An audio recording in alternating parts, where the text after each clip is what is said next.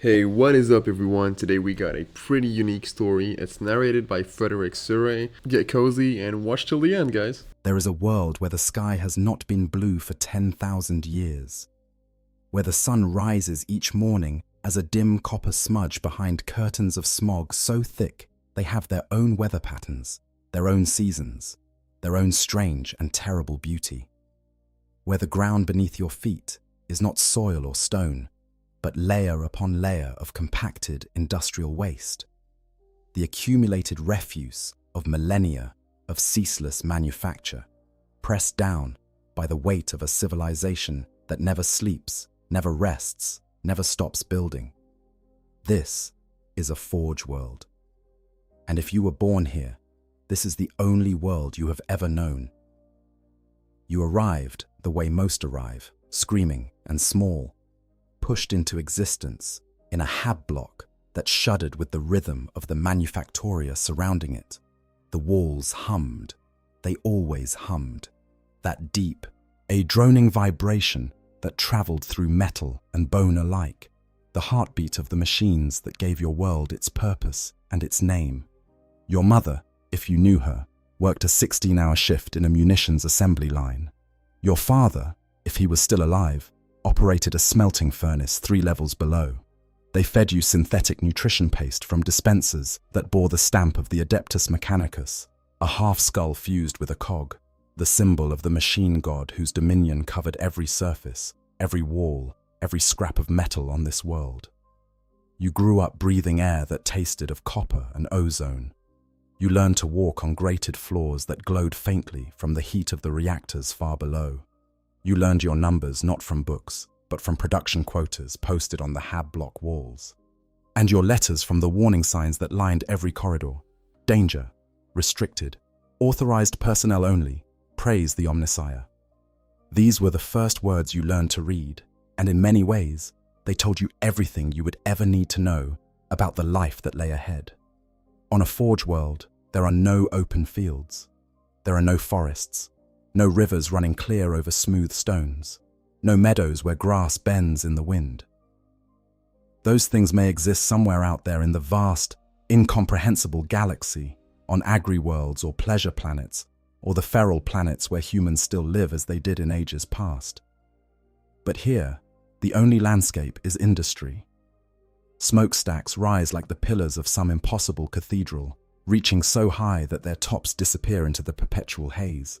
As conveyor systems stretch between buildings like the arteries of some gargantuan organism, carrying raw materials in one direction and finished products in the other. An endless circulation of resources that mirrors the flow of blood through a living body.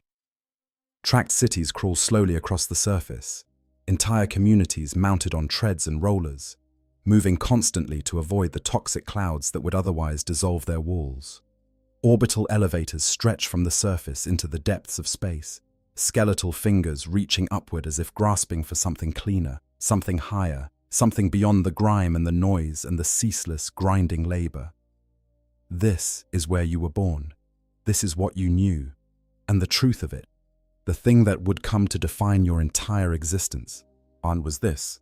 You were never just a person here. You were a resource, a unit of labor, a cog in the great machine, measured and graded and assigned a function before you had any say in the matter. The society of a forge world is rigid beyond anything most citizens of the Imperium could imagine. At the very top sit the tech priests, the ordained clergy of the cult Mechanicus, those who have been initiated into the mysteries of the machine god and who have given over their flesh to the embrace of sacred metal. They are your masters, your rulers, your priests, and your judges, all in one. Below them exist layers upon layers of hierarchy, so complex that even the most advanced cogitator would struggle to map it all. But at the very bottom, where the air is thickest and the light is dimmest, that is where you began, among the menials, menial. Now, that was the word they used for people like you.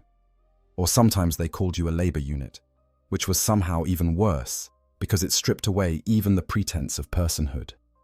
Menials are the unaugmented human laborers of the Adeptus Mechanicus, the masses of workers who keep the manufactoria running, who haul the raw materials, who operate the presses and the lathes and the stamping machines, who feed the furnaces and sweep the floors, and do all the countless, grinding, repetitive tasks that are too complex for servitors, but too menial for anyone with so much as a single blessed augmentation to their name.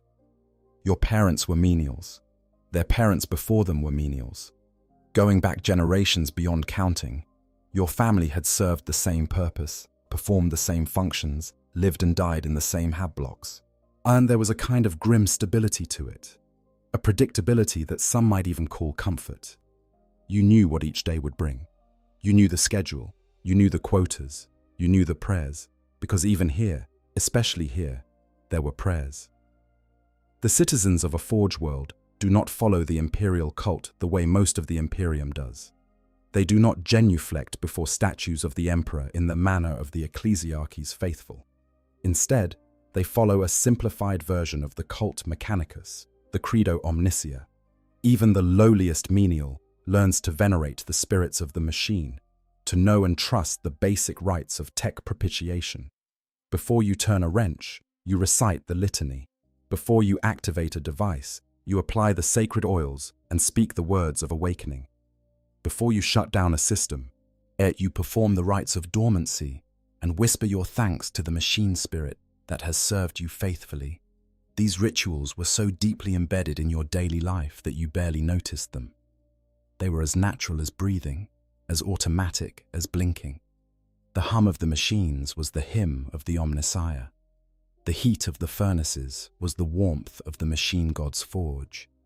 The chemical smell of lubricant and coolant and recycled air was the incense of worship. Everything was sacred. Everything had a spirit. Everything deserved reverence. And everything was watching. Because the tech priests are always watching. Not personally, of course. They are far too busy with their own arcane pursuits, their experiments and researches and theological debates, to spend their time observing individual menials. But they have systems in place, monitoring protocols, assessment algorithms, cogitator arrays that track productivity, measure aptitude, flag anomalies. Every menial on a forge world is observed, catalogued, and evaluated from the moment of birth to the moment of death, or whatever passes for death, in a place where even a corpse can be repurposed into something useful. And it was through this system, this vast and impersonal mechanism of evaluation, that your life changed. You were young, 12 perhaps, or 13, though age is measured differently on a forge world, counted not in years, but in work cycles. You had been assigned to a maintenance crew responsible for keeping the pneumatic systems of Manufactorum Septimus in working order. It was demanding work, physical and precise, yet requiring you to crawl through narrow access tunnels and replace worn seals and gaskets in machines that never stopped running. The heat was tremendous. The noise was deafening. The chemical exposure would probably shorten your lifespan by decades, but that was a concern for the future, and the future was not something menials were encouraged to think about. You were good at this work. Not just adequate, not just meeting your quotas, but genuinely skilled in a way that set you apart from the other labor units on your crew. You had a feel for the machines, an intuition about their rhythms and their needs that went beyond the basic training every menial received. When a pressure valve was about to fail, you could sense it before the warning indicators triggered. When a bearing was running rough, yet you could hear the slight change in pitch that told you it needed attention. You did not simply maintain the machines, you understood them. And in a world that worshipped machines as divine, that kind of understanding did not go unnoticed. The first sign came when your shift overseer began assigning you to more complex tasks. Where before you had been replacing seals and tightening bolts, now you were calibrating flow regulators and adjusting timing mechanisms. The work required a finer touch, a deeper knowledge, and you took to it with an eagerness that surprised even yourself. There was something satisfying about it, something almost sacred, about bringing a machine back to peak performance, about feeling its rhythm smooth out under your hands, about hearing that subtle change in tone that told you everything was working exactly as it should. The second sign came when a tech priest visited your section of the Manufactorum. This was unusual. Tech priests rarely descended to the lower levels unless something had gone catastrophically wrong. But this one, a mid-ranking adept whose rust-red robes were heavy with the weight of mechadendrites and whose face was more metal than flesh, came specifically to observe the maintenance crews at work. You did not know his name. Menials were rarely told the names of the priests who ruled their lives. But you felt his eyes on you, or rather, you felt the focus of his optical sensors, those gleaming red lenses that replaced whatever organic eyes he had once possessed, tracking your movements as you worked. He said nothing that day, that he simply watched, and then he left.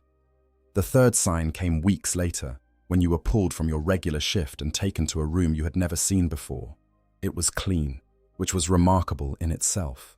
Clean in a way that felt almost alien after a lifetime of grease and grime. The walls were smooth metal, polished to a dull sheen, and the air smelled of nothing, which was perhaps the strangest sensation of all. On a forge world, air always smelled of something. Chemical fumes, machine oil, recycled moisture, the particular tang of ozone that accompanied heavy electrical work. But this room smelled of nothing. It was as if someone had filtered out the very essence of the world you knew and replaced it with something sterile and empty. There was a table in the center of the room, and behind it sat a figure that was barely recognizable as human. The tech priest from before, you realized, though it was hard to tell one from another when so much of their original form had been replaced. His torso was encased in what looked like a framework of metal and wires, bolted directly into his spine. Mechanical limbs, thin and precise as surgical instruments, extended from ports along his back, each one tipped with a different tool or sensor. His voice, when he spoke, came not from a mouth, but from a voxcaster mounted where his jaw had once been, producing words that were flat and effectless, but carried an unmistakable weight of authority. "You have been assessed," he said. The words hung in the sterile air like a pronouncement of judgment. Your aptitude scores exceed the minimum threshold for advancement. Yet your cognitive patterns suggest compatibility with higher-order technical functions. Your physical parameters fall within acceptable ranges for augmentation. You did not understand all of what he was telling you. The language of the Mechanicus was dense with jargon and technical terms that menials were never taught. But you understood the essential message. You understood that something was about to change. That the life you had known, the endless cycle of shifts and quotas and prayers whispered over machines in the dark, was coming to an end. "You have been selected," the tech priest continued, "for induction into the cult Mechanicus. From this point forward, you will be designated as an acolyte of the machine god. Your previous designation as a menial labor unit is hereby terminated. Your new designation carries both privileges and obligations that will be explained to you in due course." He paused, and for a moment the only sound was the faint hum of his internal power systems and the soft whir of the mechadendrites shifting behind his back. "Do you accept the blessing of the Omnissiah?" There was no real choice, of course. On a forge world, the Adeptus Mechanicus is not merely the ruling authority. It is the entire framework of existence. To refuse induction would be to reject the machine god himself, an act of tech heresy that could see you reduced to servitor components before the day was out. But beyond the fear of refusal, there was something else. Something that had been building inside you since the first time you felt a machine respond to your touch. Since the first time you heard the voice of a machine spirit whispering in the rhythm of moving parts. You wanted this. You wanted it desperately, with a hunger that surprised you with its intensity. To be more than a menial, to be more than a labor unit, to step beyond the boundaries of the life you had been assigned and enter the mysteries that had always been hidden behind closed doors and restricted access corridors. To understand. To truly understand the machines that had been your entire world since the day you were born. "Yes," you said, "I accept." And with those two words, the person you had been ceased to exist.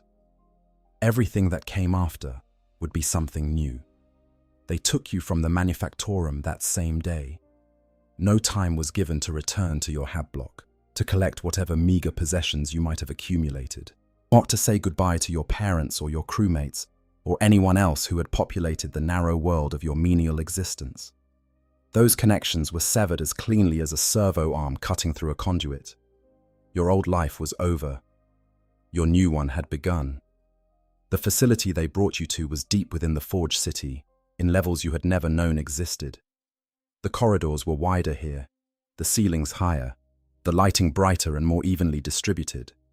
Everything was marked with the symbols of the cult Mechanicus, the half-skull and cog, rendered in brass and iron, and occasionally in metals you could not identify. The air was different too, warmer, drier, and suffused with a faint electrical charge that made your skin tingle and your hair stand on end. This, you would later learn, was the noosphere, the invisible network of data and communication that permeated every space inhabited by the initiated members of the Mechanicus. You could not perceive it yet, not without the augmentations that would come later, but you could feel its presence, the way you might feel the warmth of a fire through a wall. Something was there, something vast and interconnected and alive with information. There were others like you, a dozen, perhaps more, young menials pulled from various sections of the Forge City, all bearing the same expression of bewildered wonder that you imagined was mirrored on your own face. Some were younger than you, barely more than children. Others were older, well into their working years, their hands calloused and scarred from decades of labor. What they all shared, what had brought them to this place, as was the same quality that had been identified in you, an aptitude, a resonance, a capacity for understanding machines that went beyond the merely mechanical and touched on something that the cult Mechanicus considered sacred. You were acolytes now, the lowest rung of the priesthood, barely a step above the menials you had left behind, but that single step was a chasm wider than the void between stars. On one side stood the masses of unaugmented humanity, the labor units and the servitor stock, and the raw biological material that the Mechanicus processed and utilized with the same cold efficiency it applied to any other resource. On the other side stood the initiated, those who had been deemed worthy of receiving the mysteries of the machine god, who would be shaped and molded and augmented until they became something more than human. It is something that the cult Mechanicus considered a higher form of existence. The boundary between those two worlds was the threshold you had just crossed, and there was no going back. Your training began immediately, not with machines, as you might have expected, but with scripture. The cult Mechanicus is, at its heart, a religion, and like all religions, it demands that its adherents understand and internalize its teachings before they are entrusted with its sacraments. For weeks, you sat in chambers of cold metal and listened to instructors whose voices were synthesized through voxcasters as they recited the foundational texts of the cult. The mysteries of the machine god, the warnings of the soulless sentience, the 16 universal laws that governed every aspect of the Mechanicus's existence and belief. The first lesson and the most important, was this: knowledge is the supreme manifestation of divinity. All creatures and all artifacts that embody knowledge are holy because of it. Machines that preserve knowledge from ancient times are sacred, and machine intelligences are no less divine than those of flesh and blood. A person's worth is measured not by the strength of their body or the purity of their bloodline or the circumstances of their birth, but solely by the sum of their knowledge. Everything else is secondary. Everything else is expendable. This was the central truth of the cult Mechanicus, the axiom from which all other beliefs flowed. And as you absorbed it, as you let it reshape the framework of your understanding, you began to see the world differently. The machines you had maintained as a menial were not merely tools, but they were vessels of knowledge, repositories of ancient wisdom, physical manifestations of the machine, God's will made manifest in metal and circuitry. To tend them was not labor, it was worship. To understand them was not skill, it was prayer. To improve upon them was not innovation, it was heresy. That last point was driven home with particular force. Innovation, invention, original research. These were dangerous concepts in the world of the Adeptus Mechanicus. The cult believed that all knowledge already existed, that it had been gifted to humanity by the machine god in ages past, and that the role of the faithful was not to create new knowledge, but to recover what had been lost. The great catastrophe of the age of strife, that terrible epoch of war and darkness that had nearly destroyed human civilization, yet had scattered this holy knowledge across the galaxy. The sacred task of the Mechanicus, the quest for knowledge that drove every expedition and every research project and every prayer uttered by every tech priest on every forge world, was to gather that scattered wisdom back together, to restore what had been broken, to complete the great puzzle of understanding that would bring humanity closer to the machine god's perfect design. To deviate from this path, to create something new rather than recovering something old, was to question the perfection of the machine god's original work. It was to suggest that the divine plan was incomplete, that mortal minds could improve upon sacred design. Such thinking was tech heresy of the highest order, punishable by reduction to servitor components, and you learned very quickly to banish any trace of it from your thoughts. The second great teaching was the nature of the divine itself. The cult Mechanicus worshipped a trinity. At the apex stood the machine god, the Deus Mechanicus, an omniscient and omnipotent force that governed all machinery and all knowledge in the universe. The machine god was not a person, not a being that could be spoken to or bargained with or understood in human terms. It was more like a force, an invisible presence that permeated all technology and all understanding, the way gravity permeated all matter.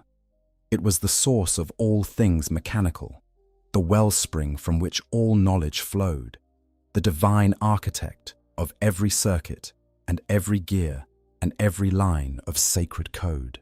Below the machine, God stood the Omnissiah, its physical manifestation in the material universe. The Omnissiah was the machine god made flesh, the divine will given form, the prophet and avatar through whom the machine god's designs were revealed to humanity. And for the cult Mechanicus, the emperor of mankind was the Omnissiah. This was the great compromise that had held the Mechanicus and the Imperium together for over 10,000 years. The cult worshipped the machine god. The Imperium worshipped the emperor.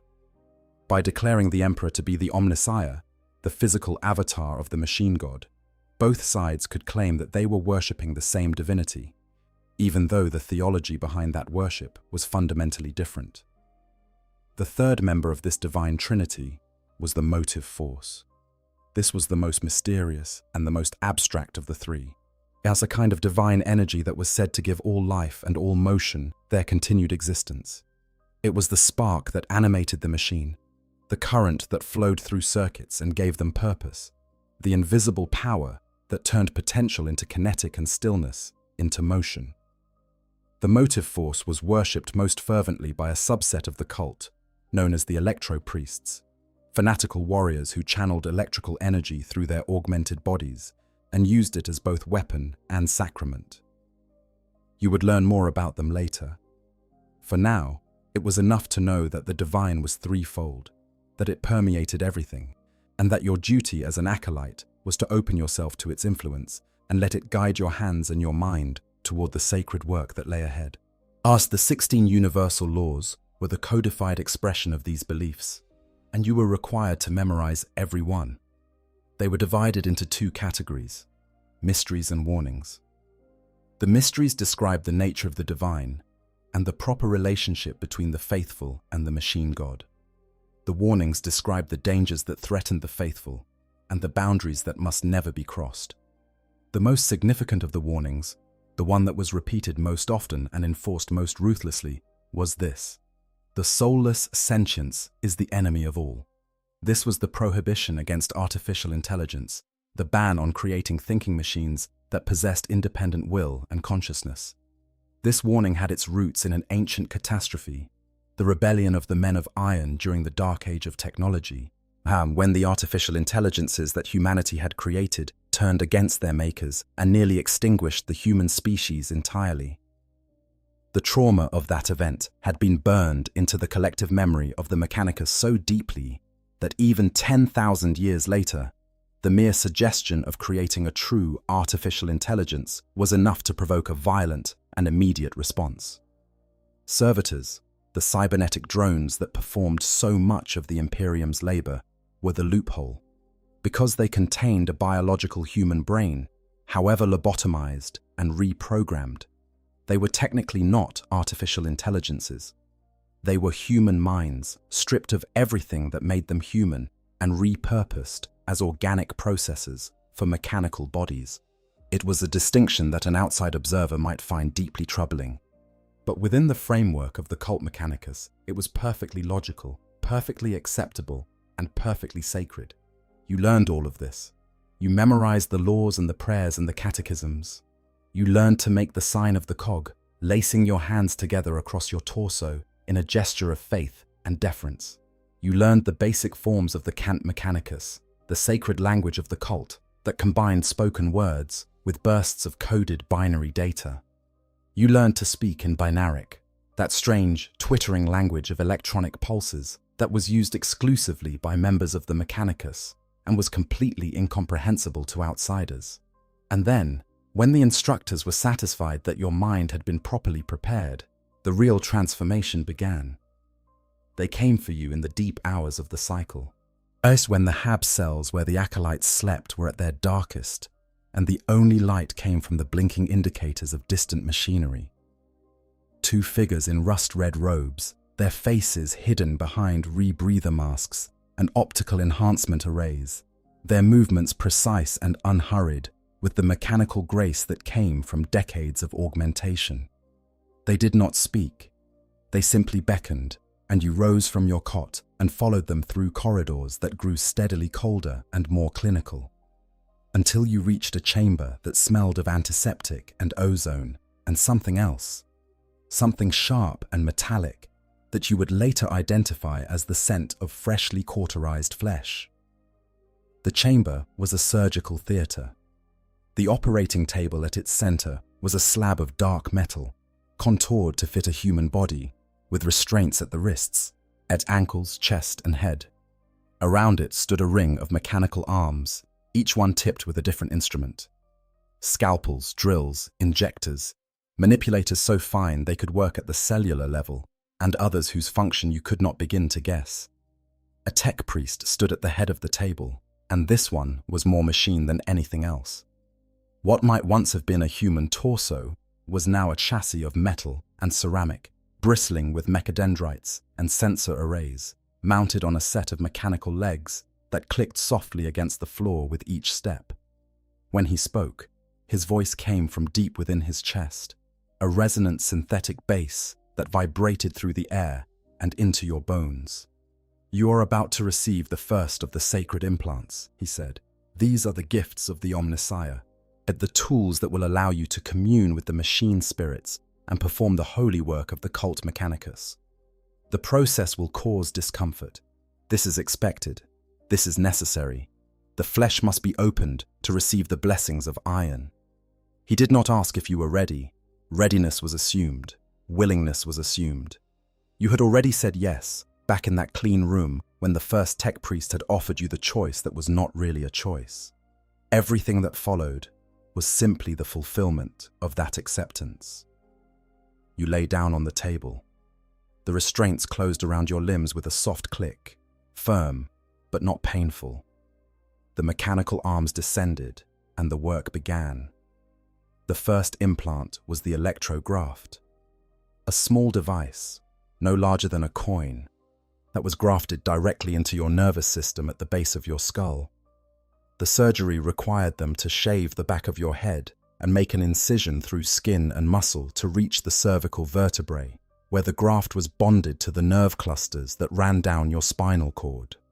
The pain was extraordinary, not sharp exactly, but deep and pervasive, a sensation that went beyond mere physical discomfort and touched something fundamental in the core of your being. It felt as though the boundary between your flesh and something else, something cold and precise and infinitely complex, was being dissolved, one nerve ending at a time. When it was done, and the wound was sealed with a line of medical adhesive that would harden into a permanent scar, you could feel a difference. It was subtle at first. A faint buzzing at the edge of your awareness, like the hum of a distant generator heard through several walls. But as your nervous system adapted to the new hardware, the buzzing grew clearer, resolving into something that was not quite sound and not quite sensation, but something entirely new. You were perceiving the machine's spirits, not clearly, not in the way that a fully augmented tech priest could, but dimly, distantly, like hearing music played in another room. The machines around you were no longer silent, they were singing. The second implant came days later, once the electrograft had stabilized. This was the cranial circuitry, and it was by far the most invasive of the early augmentations. A series of linked processors, cortical circuits and neural implants were installed directly into your skull. It's some sitting within a housing bolted to the exterior of your cranium, others nestled within the folds of your brain itself. The surgery lasted hours, and for much of it you were conscious because the tech priests needed to monitor your neural responses in real time to ensure that the circuitry was integrating properly with your organic brain tissue. The sensation was indescribable. Imagine having new thoughts inserted into your mind, not from outside, but from within, as if a part of your brain that had always been dormant was suddenly awakening and flooding you with information you had never known you possessed. Mathematical calculations that would have taken you hours to work through now resolved themselves in seconds, the answers appearing in your mind fully formed, as if they had always been there, waiting to be found. But you could sense data in the air around you, streams of information flowing through the cables and conduits of the facility, and while you could not yet decode them, their presence was unmistakable. The world had gained a new dimension, invisible to the unaugmented eye, but as real and as vivid as color or sound. The third implant was the cyber mantle. This was the framework upon which all future augmentations would be built, a structure of metal, wires, and impulse transmitters that was bolted directly onto your spine and lower ribcage. The procedure was agonizing. There was no other word for it. They drilled into your vertebrae and threaded wires through your intercostal muscles and anchored a lattice of lightweight alloy to the bones of your ribcage, creating a subdermal anchorage point that would serve as the foundation for the mechadendrites and other augmentations that would come later. Among the initiated, this cybermantle was sometimes referred to as the true flesh, an irony that would take on deeper meaning as the years passed and more of your original body was replaced. Cradled within the cybermantle was the potentia coil, a power unit that could store energy and produce various types of electromagnetic fields. The coil came in many forms. Yours was a small crystal stack device, compact and efficient, though you had seen others that were bulky electrical galvanizers salvaged from vehicle engines. Many a hunchback within the Adeptus Mechanicus, you would come to learn. They owed their distinctive posture to the weight of a particularly primitive coil pressing against their spine. Finally, the electroinductors. These were subcutaneous circuits, implanted beneath the skin of your hands and forearms, that served as both identifiers and data conduits. When illuminated by the appropriate frequencies, the electro circuits would glow with a soft light, revealing patterns that encoded your rank, your assignment, your clearance level, and a host of other information that could be read by any initiated member of the Mechanicus. But they also served a more practical purpose. Through the electroinductors, you could interface directly with compatible machinery, feeding data into a system or drawing it out through the simple act of laying your hands upon its surface. When all the implants were in place and the wounds had been sealed, and the drugs that dulled the worst of the pain began to take effect, you lay on the surgical table and stared at the ceiling and tried to make sense of what you had become. You were still human. You could feel your heart beating in your chest, feel the rise and fall of your lungs, feel the warmth of blood flowing through veins that had not yet been replaced with synthetic tubing. But you were also something else now, something more. The cranial circuitry whispered calculations in the back of your mind. The electrograft hummed with the voices of nearby machine spirits. The cyber mantle pressed against your spine like a second skeleton. Now, real quick, I just want to pause here and share something personal. The Adeptus Mechanicus is hands down one of my favorite faction in all of 40k, and honestly, the reason comes down to this one idea: the slow trade of your humanity for purpose. That concept genuinely unsettles me every time I sit with it, because it is not some sudden fall from grace, it is not a corruption, it is a choice made one small step at a time, where each individual step makes perfect sense, but then you look back and realize you cannot even remember who you used to be. I think this is what makes the Mechanicus hit different from every other faction. There is no single villain, there is no moment where everything goes wrong. There's just this quiet, creeping erosion that the person going through it barely even notices. And if that does not keep you up at night, I don't know what will. But anyways, that's just my take. Let's go back to the video. A framework of metal that would one day support augmentations you could not yet imagine.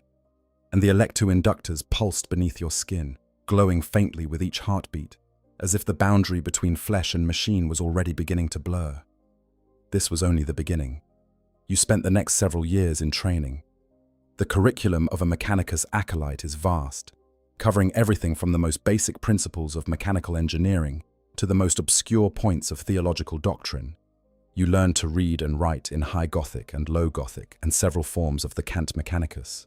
You learned mathematics at a level that would have been the envy of any scholar on any imperial world, not because the tech priests valued abstract learning, but because mathematics was the language of machines, and fluency in it was as essential to a tech priest as fluency in prayer was to a priest of the ecclesiarchy. Well, you learned metallurgy and chemistry and the principles of electromagnetics. You learned to identify materials by sight and touch, and even by taste, your augmented senses allowing you to detect the composition of an alloy or the purity of a chemical compound with a precision that would have been impossible for your unaugmented self. You learned to operate and maintain increasingly complex machines, progressing from the simple pneumatic systems you had worked with as a menial to the intricate cogitator arrays and plasma conduits and gravity manipulation devices that were the province of the initiated. And alongside the technical training, the religious education continued. Deeper now, more complex, more demanding. As the simplified credo omnicia that you had learned as a menial was replaced with the full weight of the cult Mechanicus's theological framework, a labyrinthine structure of belief and ritual that would take a lifetime to fully comprehend. You learned the names and attributes of the machine god's aspects. You memorized the sacred hymns and canticles that were sung during the major rites of the cult. You practiced the rituals of activation and dormancy, the rites of repair and consecration, the ceremonies of awakening and quieting that governed every interaction between a tech priest and the machines in their care. You also learned to spar. This surprised you. The Mechanicus was not known for its martial prowess, at least not in the way that the Space Marines or the Imperial Guard were, but the galaxy was a violent place. And a tech priest who could not defend themselves was a liability that the cult could not afford. So you trained with the electro-stave, a weapon that was both tool and armament. Its energy field capable of disrupting enemy systems while delivering devastating shocks to organic targets.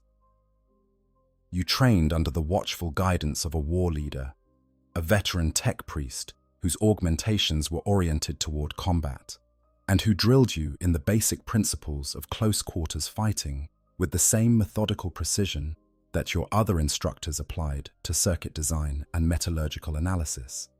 You were not alone in this training. The other acolytes from your intake were there, progressing through the same curriculum, undergoing the same augmentations, learning the same prayers and rituals. But you did not form friendships with them, not in the way that menials formed bonds with their crewmates. The culture of the Mechanicus did not encourage emotional attachment. Emotions were seen as a weakness of the flesh, a source of inefficiency and irrationality that the augmented mind was expected to overcome. You were colleagues, collaborators, fellow servants of the Omnissiah. But you were not friends.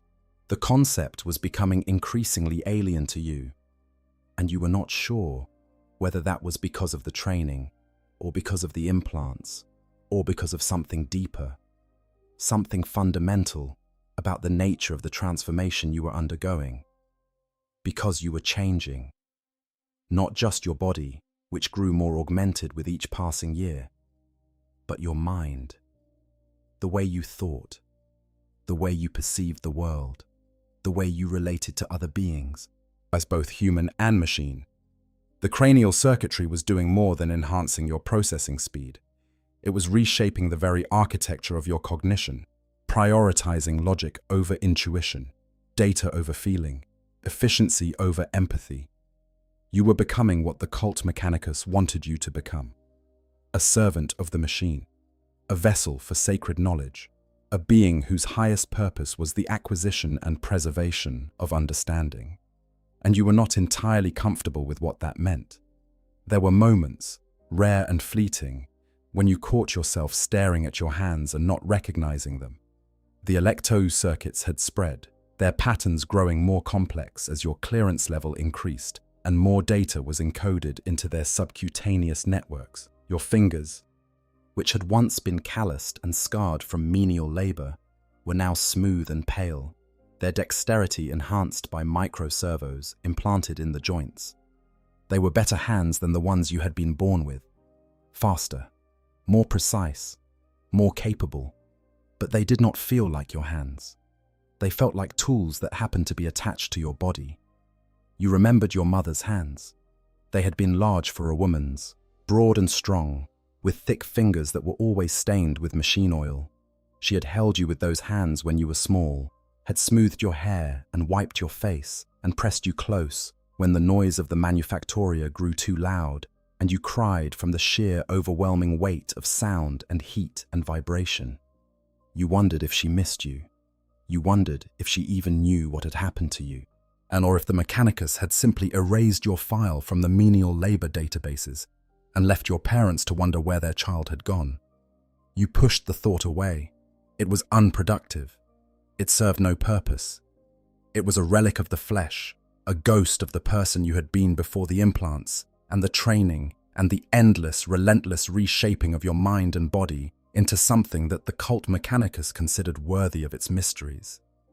But late at night, in the few hours of dormancy that the schedule permitted, when the cranial circuitry powered down to its baseline processing mode and the electrograft quieted to a barely perceptible hum, you sometimes dreamed of those hands, large and warm and human, holding you close in the dark. As the years of your training progressed and your augmentations accumulated, you began to understand the true breadth of the organization you had joined. The Adeptus Mechanicus was not a single, monolithic entity. It was a vast and sprawling network of forge worlds, research outposts, explorator fleets, and orbital stations, each one governed by its own hierarchy of tech priests, and each one fiercely protective of its own secrets, traditions, and prerogatives. The Mechanicus was, in effect, an empire within the Imperium, bound to the wider human civilization by the ancient Treaty of Mars, but largely autonomous in its own affairs. The hierarchy of this empire was complex beyond anything you had encountered as a menial. At the very top sat the Fabricator General of Mars, the supreme authority of the cult Mechanicus, whose power rivaled that of the High Lords of Terror themselves. Below the Fabricator General were the Fabricator Generals of the individual forge worlds, each one ruling their domain with an authority that was absolute within its boundaries. Below them were the Archmagos, senior tech priests of extraordinary knowledge and power, whose bodies had been so extensively augmented that they bore little resemblance to anything that could be called human. And below the Archmagos were the Magos, the mid-ranking priests who formed the backbone of the Mechanicus's operations, each one a specialist in a particular discipline, a master of one aspect of the machine god's infinite wisdom. As an acolyte, you were far below all of these exalted ranks. You were still learning, still being tested, still proving your worth. But you were also being evaluated, constantly and mercilessly, yet by the instructors and overseers who managed your training. Your aptitude scores were tracked. Your augmentation compatibility was measured. Your theological understanding was assessed. And based on the results of these ongoing evaluations, a path was being determined for you, a specialization, a future. Because within the Adeptus Mechanicus, there were many paths that an initiate could follow, and each one led to a very different kind of existence. The most prestigious was the path of the Magos. To become a Magos was to become a master of a specific discipline, a living repository of sacred knowledge in a particular field. There were many types of Magos, each one defined by their area of expertise. A Magos Technicus specialized in the construction and maintenance of machinery. A Magos Biologies focused on the mysteries of organic life, from studying genetics and biology with the same fervor that others applied to circuitry and metallurgy. A Magos Logis was a master of data analysis and prediction, using vast computational resources to forecast future trends and optimize the Mechanicus's operations. A Magos Alchemies studied the properties of materials and chemicals. A Magos Xenologis specialized in alien technology, a discipline that walked a fine line between orthodoxy and tech heresy. A Magos Cybernetica worked with battle automata and cybernetic systems. A Magos Dominus led the Mechanicus's military forces in battle. And then there was the path of the Magos Explorator, perhaps the most romanticized role in the entire Mechanicus. The explorators were the adventurers of the cult, the seekers who ventured into the unknown reaches of the galaxy in search of lost technology and ancient knowledge.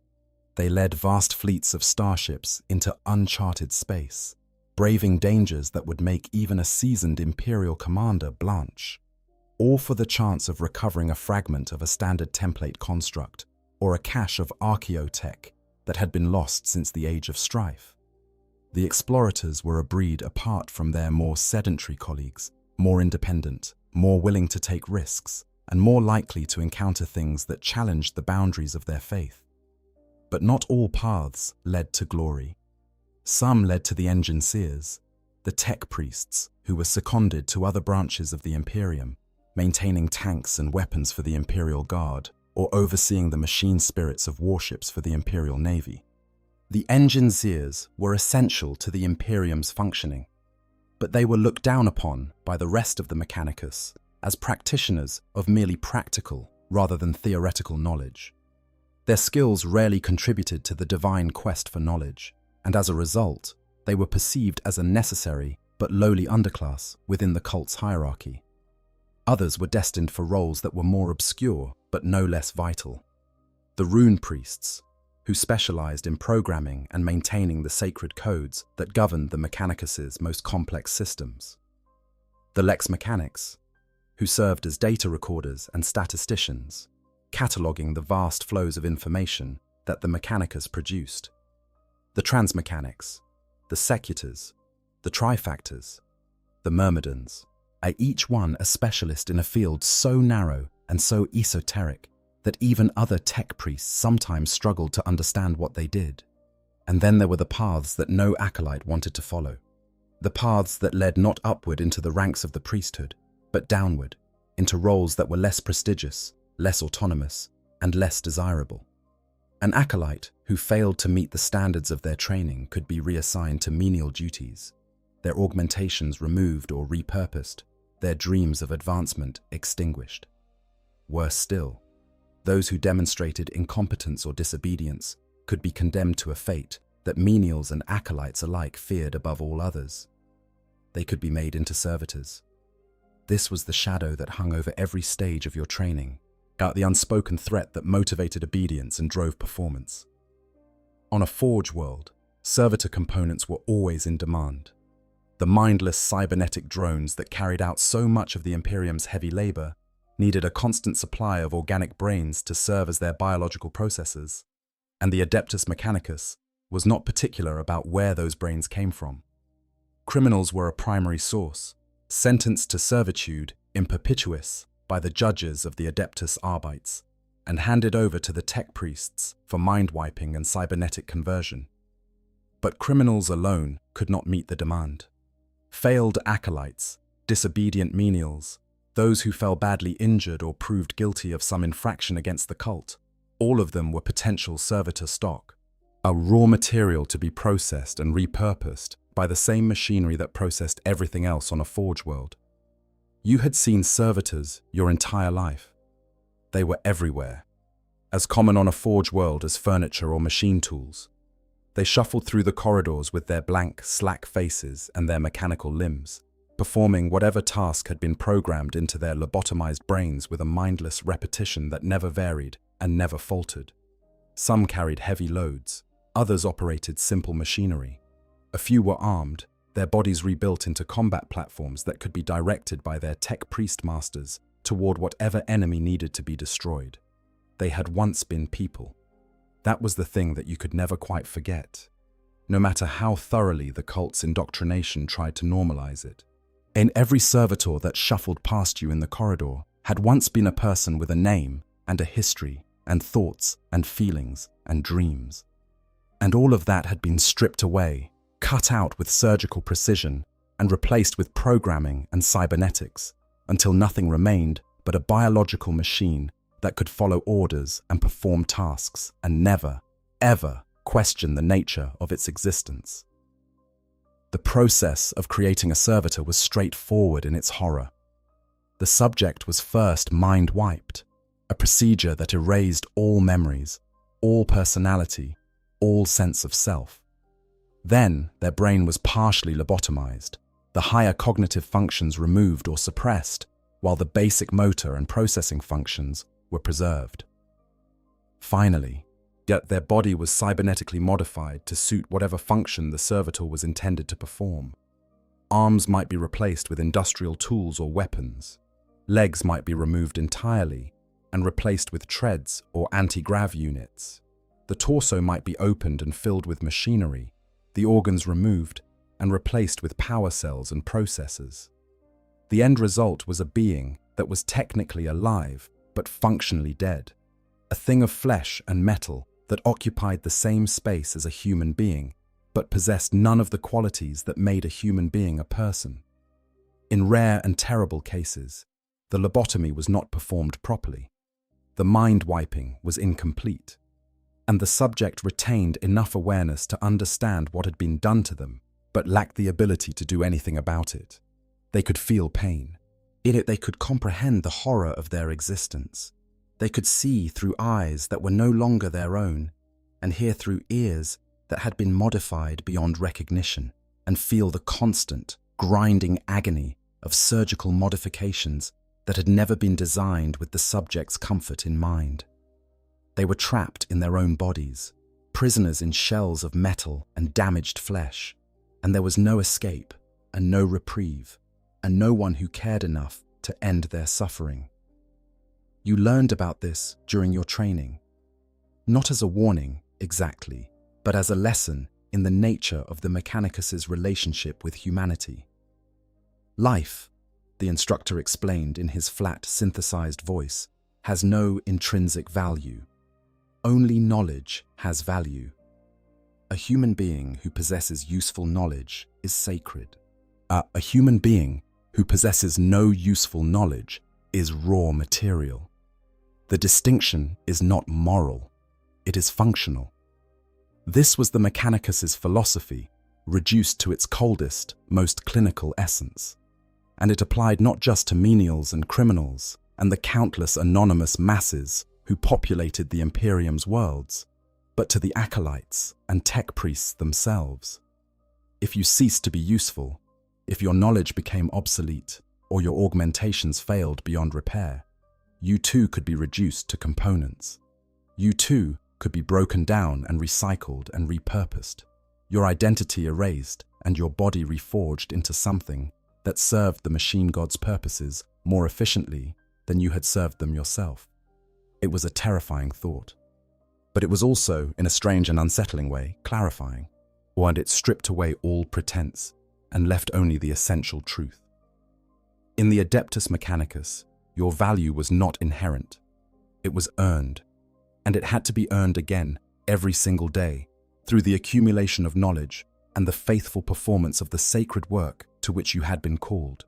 So you worked, you studied, you prayed, you submitted to augmentation after augmentation, each one taking you a little further from the person you had been and a little closer to the thing the cult wanted you to become. And slowly, incrementally, step by careful step, you began to rise. Your first real assignment came when you had been an acolyte for approximately 6 years, though time had begun to lose its meaning for you, in the way it loses meaning for anyone whose perception has been altered by cranial implants and data feeds. You were assigned to the workshop of a magos technicus named Heliades, a senior priest whose specialization was the maintenance and repair of plasma containment systems. Plasma technology was among the most sacred and most dangerous of the machine god's gifts to humanity. The forces involved were immense, the temperatures astronomical, the consequences of failure catastrophic. A plasma reactor breach could level a city. A plasma weapon malfunction could vaporize its user in a fraction of a second. Working with plasma was therefore both a tremendous privilege and a constant test of skill, knowledge, and faith. Magos Heliades was ancient by any standard. His body had been augmented so extensively that it was impossible to say what percentage of him was still organic. His torso was a cylinder of reinforced adamantium, from which protruded half a dozen mechadendrites of various sizes and functions. His legs had been replaced with a set of mechanical limbs that allowed him to move with surprising speed and stability. His head was a dome of metal and sensor arrays, with no visible face, only a cluster of optical lenses and audio receptors arranged in a pattern that was efficient rather than aesthetic. He communicated primarily in binaric, the coded language of the Mechanicus, speaking in rapid bursts of electronic data that your cranial circuitry translated into something approaching comprehensible thought. Under Magos Heliades, you learned the plasma disciplines. You learned to read the signatures of a containment field, to interpret the subtle fluctuations in temperature and pressure that indicated stress or degradation. Or you learned to perform the sacred rites of plasma containment, the precise sequences of adjustments and prayers that kept the burning heart of a plasma reactor from consuming itself and everything around it. You learned to handle plasma conduits, those heavily shielded tubes through which superheated matter flowed at velocities that made a lasgun bolt look pedestrian. And you learned, through painful experience, what happened when something went wrong. The accident came during your second year in the workshop. A containment field in one of the secondary reactor feeds developed a microfracture, a flaw so small that even your augmented senses initially missed it. The first warning was a spike in the thermal readings, a sudden jump that sent alarms cascading through the monitoring systems. Magos Heliades reacted instantly, his mechadendrites a blur of motion as he worked to isolate the compromised feed. But the fracture was expanding faster than predicted, the plasma eating through the containment material with the hungry persistence of acid through paper. You did not think. Thinking, in the way that an unaugmented human thinks, would have been too slow. Instead, your cranial circuitry took over, processing the available data and generating a solution in the fraction of a second between one heartbeat and the next. You grabbed the emergency sealant injector from the rack beside you and applied it directly to the fracture, your hands guided not by conscious thought, but by the calculations that your implants were running in the background of your awareness. The sealant hardened almost instantly, forming a temporary patch that held just long enough for Magos Heliades to complete the isolation sequence and shut down the compromised feed. In the silence that followed, as the alarms faded and the temperature readings began their slow descent back toward normal, Heliades turned his sensor dome toward you and said nothing for a long time. Then, in a burst of binaric so rapid that your circuitry struggled to keep up, he transmitted a single evaluation. Adequate. In the language of the Mechanicus, from a magos of Heliades' stature, that was high praise indeed. From that day forward, your position in the workshop was secure. You had proven your worth. You had demonstrated your knowledge. You had earned the right to continue your existence within the cult of the machine god. And a part of you, the part that was still human enough to feel things, was proud. Not the cold, analytical satisfaction that your implants provided when a task was completed to optimal specifications. Not the theological gratitude that you had been trained to feel toward the machine god when his blessings manifested in your work, but actual pride, the warm, illogical, deeply human feeling of having done something well and knowing it. You held on to that feeling. You kept it burning in the part of your mind that the implants could not reach, the deep, organic core of your consciousness, where memories and emotions still lived in their raw, unprocessed form. You held on to it because you were beginning to understand that, in the world of the Adeptus Mechanicus, such feelings were among the first things to be lost, and you were not ready to let them go. Not yet. But the years that followed were a slow but relentless progression towards something that was difficult to define but impossible to ignore. With each new augmentation, each new implant, each new piece of sacred technology integrated into your body, you became more capable and less human. The distinction was not always obvious. There was no single moment when you could point and say, here, this is where the human ended and the machine began. It was more like the transition from day to night. Gradual, inevitable, and only noticeable when you stopped and looked back at where you had been. Your hands were among the first casualties. The microservos in your finger joints were upgraded to full bionic replacements, your organic digits removed one by one, and replaced with mechanical approximations that were stronger, more precise, and infinitely more durable. They could feel, after a fashion. The pressure sensors embedded in their fingertips provided detailed tactile data that your cranial circuitry processed into something resembling the sense of touch. But it was not touch as you had known it. It was data about touch. Information about pressure and temperature and surface texture delivered to your brain as numbers and parameters, rather than as the warm, instinctive sensation that you remembered from your childhood. You could no longer feel the grain of wood, or the smooth warmth of skin, or the cool weight of metal in the way that you once had. These things were reported to you, described in terms of friction coefficients and thermal conductivity, and your brain did its best to translate that data into something that felt like feeling. But the translation was imperfect. Something was lost in the conversion, some essential quality of sensation that could not be quantified or encoded. You were touching the world through a layer of abstraction, and you could never quite forget that the abstraction was there. Your eyes were next. The biological organs that had served you since birth were removed and replaced with optical sensor arrays that could perceive wavelengths far beyond the visible spectrum. You could see in infrared and ultraviolet, detect electromagnetic fields, zoom into microscopic detail, and overlay your visual field with data feeds from the noosphere. The world became a richer, more detailed place than it had ever been, every surface alive with information that had always been there, but that your organic eyes had never been equipped to perceive. But color was different now. The sunset that you had never actually seen, living as you always had beneath a sky of perpetual smog, would have looked wrong to your new eyes. Not wrong in a way that you could articulate, but wrong in the way that a perfectly rendered digital image of a sunset is wrong compared to the real thing.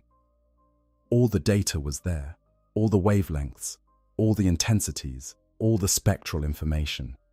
But the experience was mediated, processed, filtered through layers of technology that could not capture the indefinable something that made a sunset beautiful rather than merely bright. You noticed this most acutely when you looked at other people. Menials, passing in the corridors of the forge city on their way to their shifts, at their faces carrying the familiar expressions of fatigue and resignation, and occasional flickers of something warmer, humor or affection, or the simple pleasure of a shared moment.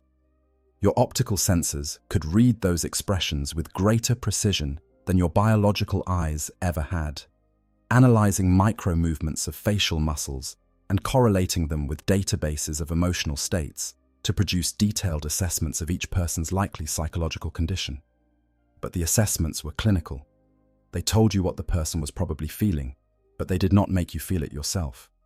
The mirror neurons that had once allowed you to instinctively share another person's emotional state were still there, buried somewhere in the organic portions of your brain, but they were being increasingly overridden by the analytical systems that the cranial circuitry imposed upon your perception. You were learning to read people the way you read machines, diagnostically, systematically, without empathy. This troubled you, though you found it increasingly difficult to articulate why. The trouble itself felt distant, like the memory of a pain that had long since healed. You knew, intellectually, that something was being taken from you. You could track the changes in your own cognition with the same precision that you tracked the performance metrics of a plasma reactor. You could map the decline of your emotional responsiveness against the timeline of your augmentations and see the clear, undeniable correlation between each new implant and each subsequent reduction in your capacity for human feeling. But the part of you that would have once cared deeply about this loss was the same part that was being diminished.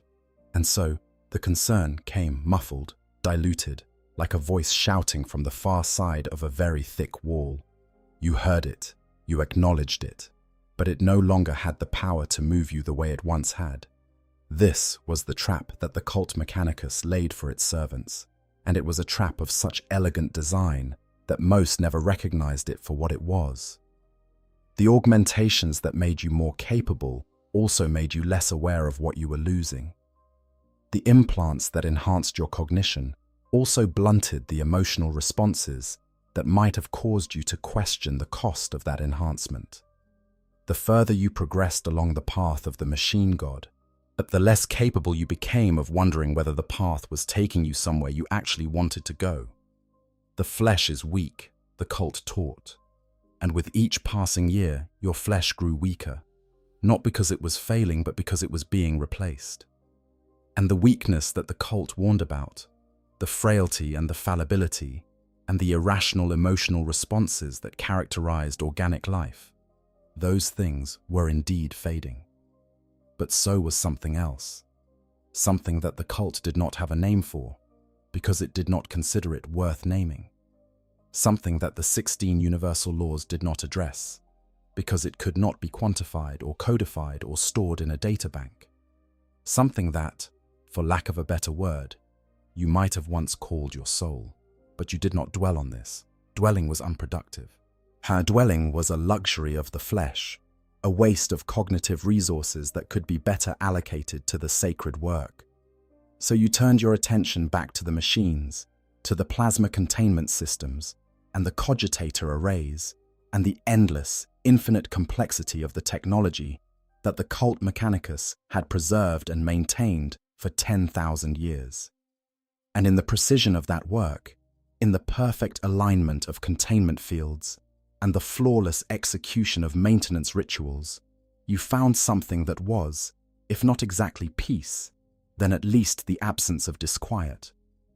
And for a while, that was enough. The Mechanicus, you came to understand, was not a single organization with a single purpose. It was a collection of factions and philosophies and obsessions, and held together by a shared faith in the machine god, but divided by everything else. The political landscape of the cult was as treacherous as any imperial court, filled with rivalries and alliances and ancient grudges that stretched back centuries or even millennia. Individual magos competed for resources and recognition with a ruthlessness that would have impressed a rogue trader. Forge worlds jealously guarded their unique technologies and manufacturing techniques, sometimes going to war with each other over perceived slights or territorial disputes. The Fabricator General of Mars wielded enormous power, but that power was constantly challenged by the lesser Fabricator Generals of other Forge worlds, each of whom believed that their own interpretation of the machine god's will was the correct one. Within this landscape, yet the specialization you chose, or that was chosen for you, would determine everything about your future within the cult. And the range of specializations available was staggering in its breadth, and its strangeness. There were the janitors, who studied biological life with the same intensity that other tech priests applied to mechanical systems. The janitors were among the most controversial members of the Mechanicus, their work bringing them into frequent contact with the messy, unpredictable world of organic existence. They dissected alien specimens by the thousand, cataloguing genetic structures and biochemical processes with an obsessive thoroughness that was both scientifically rigorous and deeply unsettling. Some genitors went further, at creating hybrid organisms that blended biological and mechanical components in ways that pushed the boundaries of what the cult considered acceptable. The creation of ever-stranger cyborgs was a genitor specialty, and the results of their experiments could be found throughout the Mechanicus's domains, from the augmented servitors that performed specialized tasks in the most hazardous environments to the bizarre, half-living machines that inhabited the deepest laboratories of the Forge worlds. The artisans were another major division, and their work was perhaps the most visible to the wider Imperium. Artisans created and restored the weapons of war, from the humble lasgun to the mind-boggling immensity of an Arc Mechanicus. They were the master craftsmen of the cult, the ones who took the sacred blueprints and STC fragments and translated them into physical reality. An artisan might spend decades perfecting a single weapon design, refining its performance through a process of iterative adjustment that was part engineering and part religious devotion. The most talented artisans were revered throughout the Mechanicus, their names spoken with the same awe that other Imperials reserved for saints and heroes. The Logis were the analysts and statisticians of the cult, masters of data processing and predictive modeling. A Logis could take a mountain of raw information and extract from it patterns and trends that no organic mind could perceive, forecasting future events with an accuracy that sometimes bordered on the prescient. They were essential to the Mechanicus's operations, was providing the data-driven insights that guided everything from resource allocation to military strategy. But they were also, by their nature, the most detached from the physical world of any tech priest specialization. A senior Logis might spend years immersed in virtual data environments, their consciousness navigating oceans of information, while their physical body sat motionless in a processing cradle, their organic functions maintained by automated life support systems. And then there were the explorators. The explorators occupied a unique position within the Mechanicus, equal parts scientist, archaeologist, explorer, and warrior. Their mission was the quest for knowledge, made manifest, the physical act of venturing into the unknown and bringing back whatever fragments of the machine god's scattered wisdom could be found. As an explorator might lead a fleet of starships into a region of space that had not been visited by human beings since the Age of Strife, braving warp storms and alien attacks, and the countless other hazards of interstellar travel, for the chance of finding a functioning standard template construct, or a cache of archaeotech that could advance the Mechanicus's understanding by centuries. The standard template constructs were the holy grail of the Mechanicus, the ultimate object of the quest for knowledge.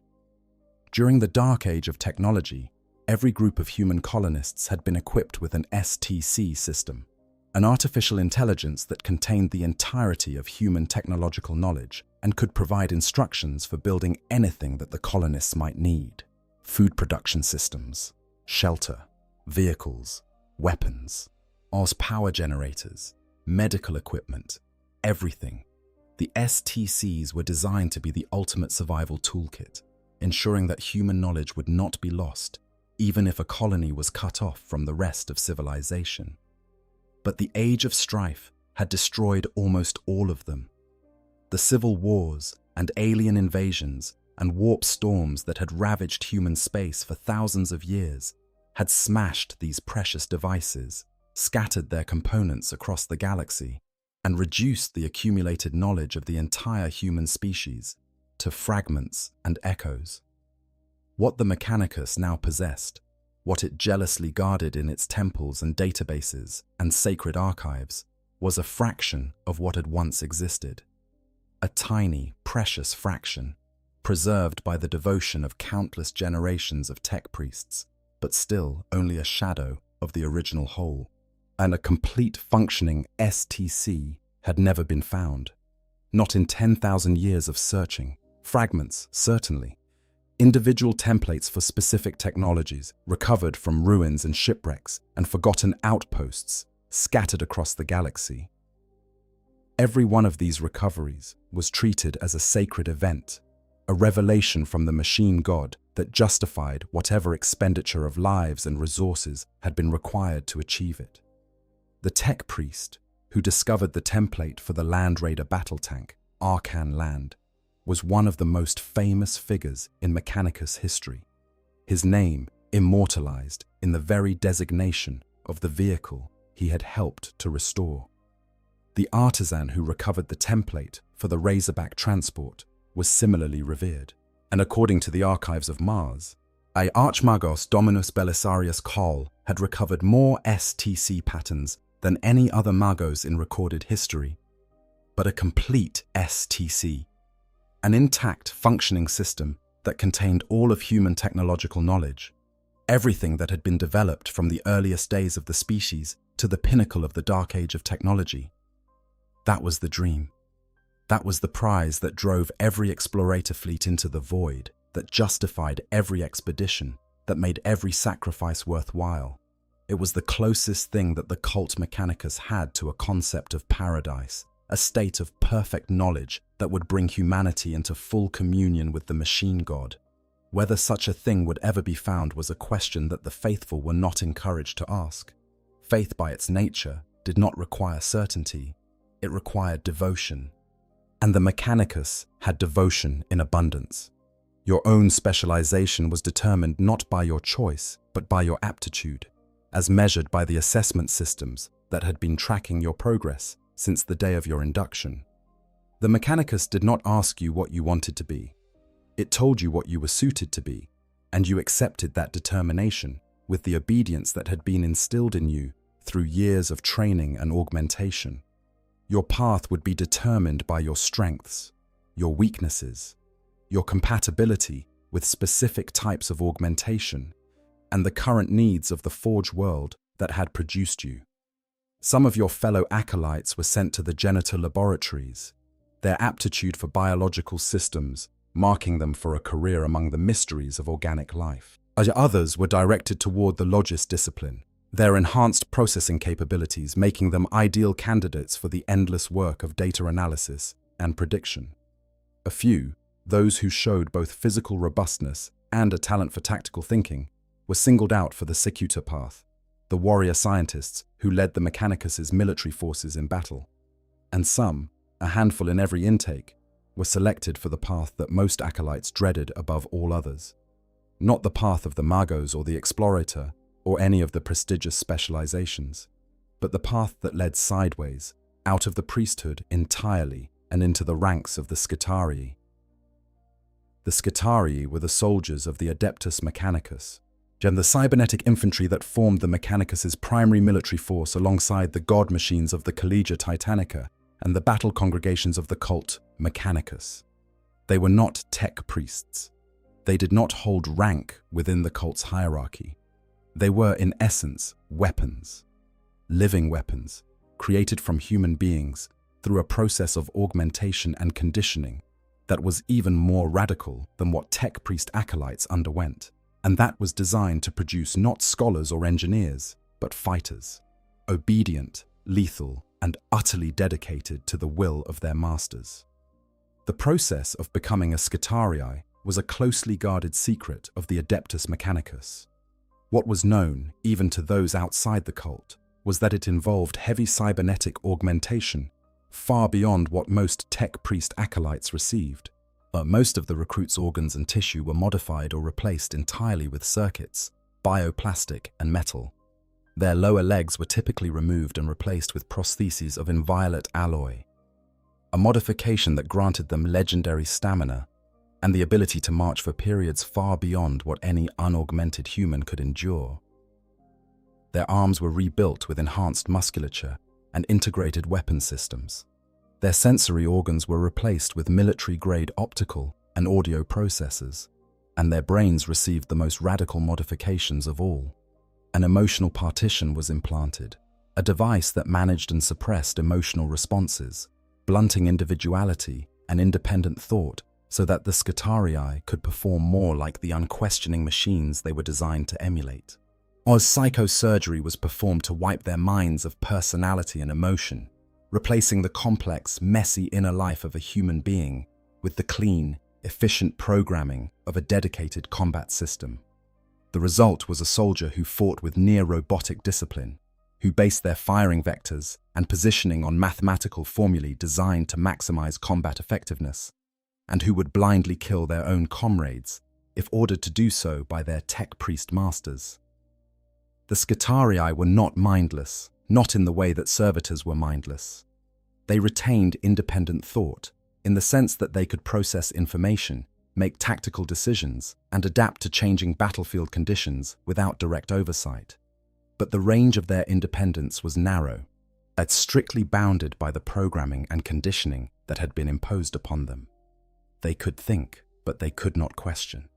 They could decide, but only within parameters that had been determined by someone else. They were, in every meaningful sense, remote-controlled weapons systems that happened to be housed in human bodies. Some Skitarii began their lives as volunteers, faithful members of the cult Mechanicus, who willingly submitted to the augmentation process out of religious devotion. Others were recruited from the factory workers of the Forge Worlds, selected for their physical attributes and their potential for combat. Some were born into eugenics programs that emphasize strength and aggression, bred specifically to serve as Skitarii from the moment of conception. And some were drawn from less savory sources. Criminals, mind-wiped convicts, warriors handed over as punishment for failure or desertion, their identities erased and their bodies repurposed to serve the needs of the machine god. Regardless of their origin, all Skitarii shared certain characteristics: pallid bodies of puckered flesh and sutured cybernetics, ceramic valves and adamantium sockets studding hard knots of sun-starved, translucent muscle, a near-emotionless demeanor that was the product of both brain surgery and psychological conditioning, and an absolute, unshakable loyalty to their tech priest masters that went beyond mere obedience and approached the level of religious ecstasy. To look at a Skitarii ranger, one of the hunter-killer infantry who could pursue a target for decades without rest, one was to see what happened when the Mechanicus's philosophy of flesh is weak was applied not to a scholar or an engineer, but to a soldier. Every aspect of the Skitarii's body had been optimized for warfare. Every piece of original biology that did not directly contribute to combat effectiveness had been removed or suppressed. They were human beings refined to a single purpose, honed to a killing edge, and maintained with the same methodical care that a tech priest applied to any other weapon in their arsenal. They were also, in a way that the cult Mechanicus would never acknowledge, tragic. Because somewhere inside each Skitarii, beneath the layers of augmentation and conditioning and emotional suppression, was the ghost of the person they had once been, a menial who had dreamed of a better life, a volunteer who had been motivated by faith, a criminal who had been given no choice at all. They were still there, buried deep, unable to surface through the partitions and the programming, but not entirely gone.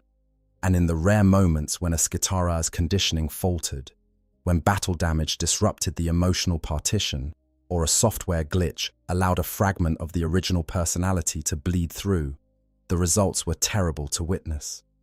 A Skitarii who remembered who they had been, who suddenly regained the capacity for fear and pain and grief and all the other emotions that had been stripped from them, was a pitiable creature. They would scream or weep or simply stand motionless in a state of catatonic shock, overwhelmed by the horror of what they had become and the realization that there was no way back. Such incidents were rare, and when they occurred, while the affected Skitarii was typically terminated and recycled, the Mechanicus had no use for a weapon that could feel pain. Pain was a malfunction, emotion was a system error, humanity was a defect to be corrected. But you did not become a Skitarii. Your aptitudes lay elsewhere, in the technical disciplines rather than the martial ones, and the assessment systems determined that your value to the Mechanicus was greater as a tech priest than as a soldier. So your path continued upward, through the ranks of the cult's priesthood, each step marked by another augmentation, another rite of passage, another piece of your humanity exchanged for the cold, efficient perfection of the machine. And yet, there were moments, rare, fleeting, difficult to quantify or categorize, moments when the weight of what you were becoming pressed down upon you with a force that no augmentation could counter. Moments when you looked at your reflection in a polished metal surface and saw not a servant of the Omnissiah, but a stranger, a creature of wire and ceramic and synthetic tissue that bore less and less resemblance to the child who had once been held in large, warm, human hands. During these moments, you would sometimes recite a prayer, not one of the official prayers of the cult Mechanicus, not a canticle to the machine god, or a litany of activation, or a hymn of praise to the Omnissiah, but a private prayer, a small, secret thing that you kept hidden in the deepest recesses of your organic memory, where the cranial circuitry could not reach. From this rotting cage of biomatter, machine god, set us free. It was a line from the cult's own scriptures, but you spoke it with a meaning that the scriptures had never intended, because you were not praying to be set free from your flesh. You were praying to be set free from the thing that was consuming your flesh, from the relentless, inexorable process of transformation that was turning you into something that could calculate but could not care, that could process but could not feel, that could function but could not live. And you did not know if anyone was listening. The decades passed. Your rank increased. Your augmentations multiplied. The ratio of metal to flesh in your body shifted steadily toward the former until the amount of original biological material remaining was difficult to measure without specialized scanning equipment. Your voice, which had once been the voice of a young menial worker, rough and unpolished but unmistakably human, was replaced by a voxcaster that produced words with mechanical precision, but no emotional inflection. Your legs, which had once carried you through the narrow corridors of Manufactorum Septimus, with the quick, sure-footed grace of a worker who knew every grating and every ladder by instinct, were replaced by a set of articulated mechanical limbs that could traverse any terrain and maintain a walking pace indefinitely. Your torso was a fortress of metal and ceramic, housing the organs that still functioned and the machines that had replaced those that did not, all of it powered by the potentia coil that hummed quietly against your spine. You had become, by any objective standard, a formidable tech priest. And your knowledge of plasma systems was extensive, your understanding of containment theory was deep, and your practical skills in the maintenance and repair of some of the Mechanicus's most dangerous technologies were widely respected. Magos Heliades had long since moved on to whatever passed for retirement among the senior priesthood, but his assessment of you, that single word, adequate, had proven to be more than just praise. It had been a prophecy. You were adequate. You were more than adequate. You were good at what you did. And in the world of the Adeptus Mechanicus, that was the highest compliment that could be paid to any servant of the machine god. But the cost of that adequacy was written on your body and in your mind, or in the metal that had replaced your flesh and the programming that had supplemented your thoughts, and the emotional responses that had been blunted and suppressed and gradually erased, until what remained was less a personality and more a set of functional parameters. You could remember being human. You could access the data files where your organic memories were stored, the recollections of your childhood and your training and the faces of people you had once known. But those memories were increasingly abstract, disconnected from the emotional context that had once given them meaning. You could recall the fact of your mother's hands, large and warm and stained with machine oil, but you could not recreate the feeling of comfort that those hands had once provided. The data was there. The sensation was gone. There was a procedure you knew that could take this process to its logical conclusion. The right of pure thought. An operation that replaced the creative, emotional, right hemisphere of the human brain with a digital cogitator, eliminating all remaining human emotion and transforming the subject into something that was, for all practical purposes, a biological computer. A being of pure logic and pure function, free from the distractions of feeling, free from the inefficiencies of empathy, free from everything that made existence messy and complicated and beautiful and terrible and worth living. Some tech priests chose this procedure willingly, seeing it as the ultimate expression of the cult's belief that the flesh was weak. To them, the right of pure thought was the final step on the path to perfection, as the moment when the last vestiges of human frailty were cut away and the pure, clean, incorruptible essence of the machine was allowed to take its place. They emerged from the procedure calm and focused and utterly without doubt. Machines in all but the most technical biological sense, capable of functioning at a level of efficiency that no unchanged human could match. Others underwent the procedure involuntarily, as a treatment for psychological conditions that the Mechanicus considered debilitating.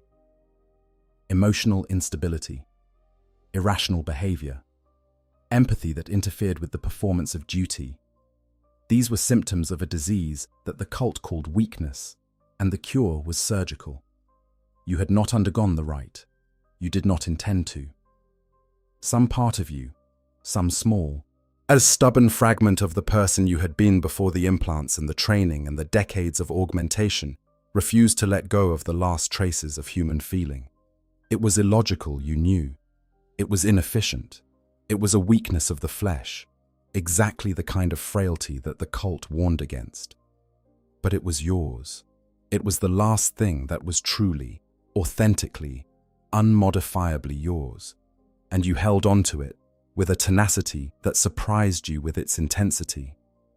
Because in those rare, quiet moments between the demands of your duties and the whisper of the noosphere and the eternal hum of the machines, you still dreamed.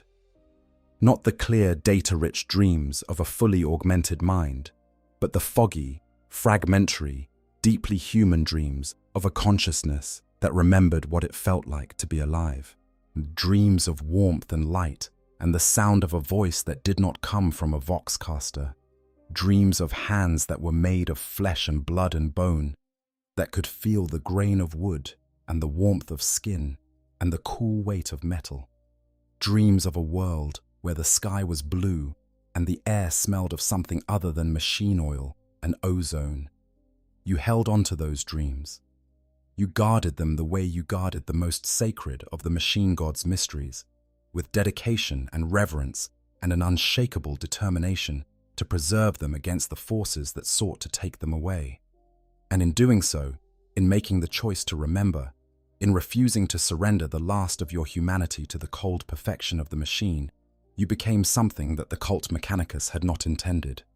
You became something rare, something precious, but something that the 16 universal laws had no category for, and the Margos of the Forge Worlds had no name for, and the cogitator arrays of the noosphere could not quantify. You became a tech priest who was still, in some small and secret and indestructible way, a person. And in the grim darkness of a far future, where there is only war and the laughter of thirsting gods, that was perhaps the most remarkable thing of all. Whether your story ends there, in the quiet maintenance of plasma systems and the private preservation of fading memories, or whether it continues outward into the vast and terrible galaxy, toward the explorator fleets and the alien ruins and the scattered fragments of the machine god's lost wisdom, depends on choices that have not yet been made and paths that have not yet been walked.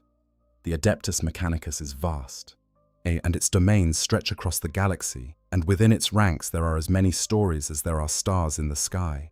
Some are stories of triumph and discovery, of sacred knowledge recovered, and ancient machines restored to glorious function. Others are stories of loss and horror, of minds consumed by the machines they served, and bodies broken down into components for the endless machinery of war. Your story is your own, but it is also the story of every menial who was ever pulled from the production line and told that the machine god had a use for them. Every acolyte who lay on a surgical table and felt the first cold touch of metal against their spine. Every tech priest who stood in the deep halls of a forge world and wondered, in the privacy of their own failing organic mind, about whether the person they had been was truly gone or merely sleeping. The Adeptus Mechanicus does not ask for your consent. It does not require your understanding. It does not care about your feelings, your memories, your dreams, or your fears. It cares about knowledge. It cares about function. It cares about the sacred work of preserving and recovering the machine god's scattered wisdom in a galaxy that grows darker and more dangerous with every passing year. But within that vast, impersonal machine, within that empire of iron and dogma and sacred ignorance, there are individuals. There are minds. There are, yes, souls, however diminished, however suppressed, however buried beneath layers of augmentation and programming and theological conditioning.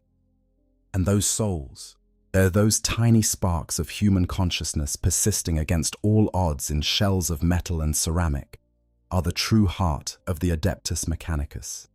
Not the machines, not the rituals, not the endless, grinding quest for knowledge, but the people who carry that quest forward, one augmented step at a time, into a future that they can barely imagine and will certainly not survive to see. From the weakness of the mind, Omnissiah save us. From the lies of the antipath, Circuit preserve us. From the rage of the beast, Iron protect us. From the temptations of the flesh, Silica cleanse us. From the ravages of the destroyer, Anima shield us. From this rotting cage of biomatter, Machine God, set us free. That prayer echoes through every forge world, every research outpost, every explorator fleet in the galaxy. And it is the anthem of the Adeptus Mechanicus, the cry of the faithful, the voice of billions of souls who have given their flesh to the machine in the hope of achieving something greater than mere human existence. Whether that hope is justified, whether the machine god truly listens, whether the quest for knowledge will ever reach its end, these are questions that no amount of augmentation can answer. They are questions of faith. And faith, as even the most heavily augmented tech priest will tell you, is the one thing that cannot be installed. It has to be chosen. But your story does not end in a workshop. The galaxy is too vast, too violent, too hungry for that. The Adeptus Mechanicus is not merely a priesthood of scholars tinkering in their laboratories while the Imperium burns around them. It is a military power of staggering magnitude, of fielding armies that march under banners bearing the cog and skull of the machine god. And sooner or later, every servant of the Omnissiah is called to serve that military purpose in one form or another. For you, the call came in the form of a deployment order, transmitted through the noosphere in a burst of encrypted binaric that arrived directly in your cranial circuitry and decoded itself before you had even registered its presence. You were being attached to an explorator fleet. Fleet designate Omicron Sigma 7 under the command of Archmagos Explorator Viridian Mox, departing from your forge world within the cycle and bound for a region of space that had been flagged by the Logis Divisio as a high-probability location for archaeotech recovery. This was not a request, and deployment orders from the Mechanicus did not come with the option of refusal. You were a resource, and resources were allocated where they were needed.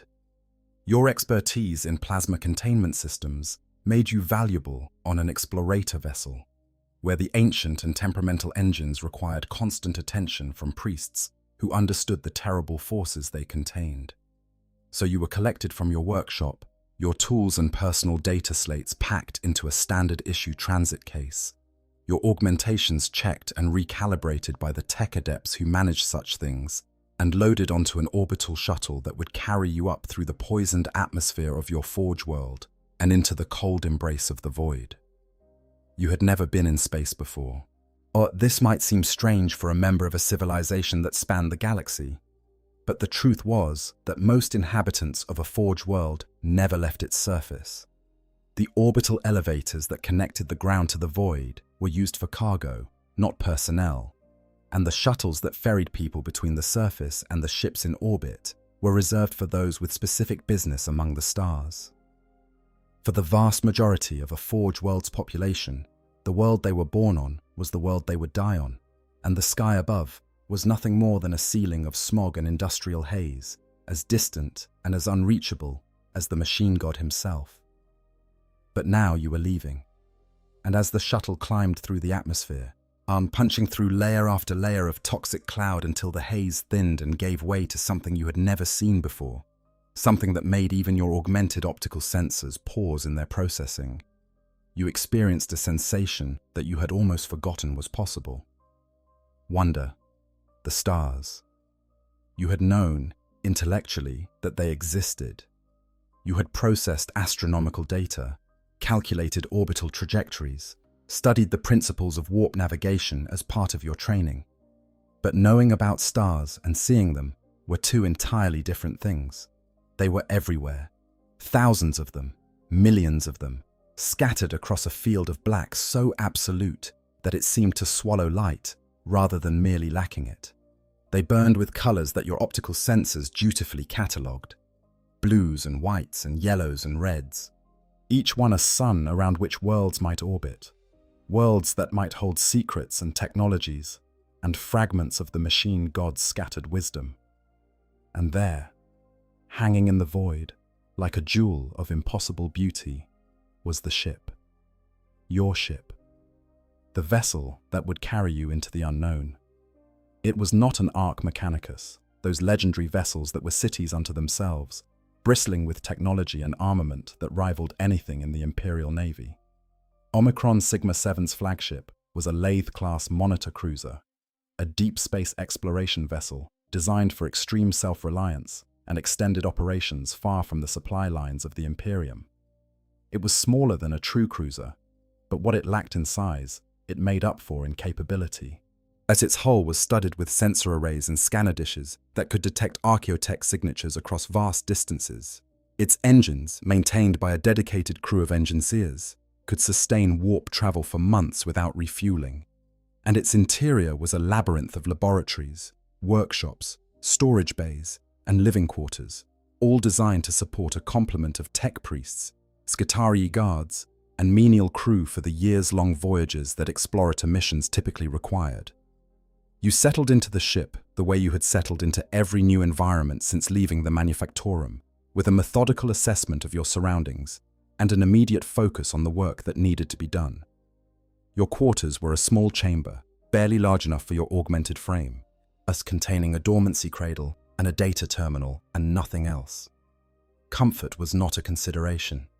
Efficiency was, and efficiency meant that every cubic meter of the ship's interior was devoted to a specific purpose, with no space wasted on luxuries that the crew's augmented bodies did not require. The fleet departed on schedule, sliding out of orbit with the ponderous grace of a cathedral taking flight.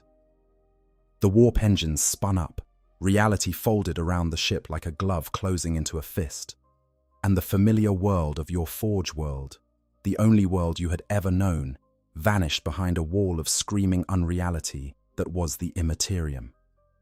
Warp travel was an experience that defied description, even for a mind as heavily augmented as yours.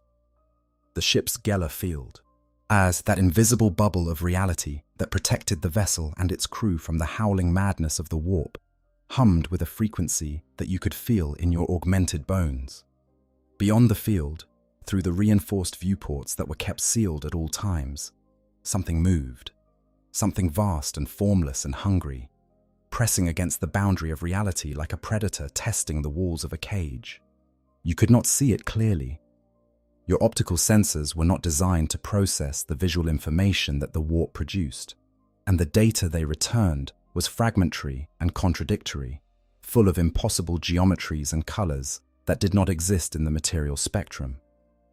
The navigators, those rare and mutated humans, who guided Imperial ships through the warp using their third eye, their warp eye, that told you that it was better not to look, that what lay beyond the Geller field was not merely dangerous, but fundamentally incompatible with human cognition, and that even augmented minds could be damaged by prolonged exposure. You took their advice. You turned your senses away from the viewports and focused on your work, which was more than sufficient to keep you occupied. The plasma drives of the Lathe-class cruiser were old, very old. Their design was based on an STC fragment that had been recovered in the early millennia of the Imperium, and the specific pattern used in your ship had been in production for over 7,000 years. In all that time, the fundamental design had never been changed, because to change it would have been tech heresy. Instead, a generation after generation of tech priests had maintained and repaired and replaced components according to the sacred rituals prescribed by the original STC documentation, keeping the drives running with a combination of technical skill and religious devotion that was, you had to admit, genuinely impressive. But old machines developed quirks, idiosyncrasies, behaviors that were not predicted by the documentation, and that could not be explained by the standard diagnostic procedures.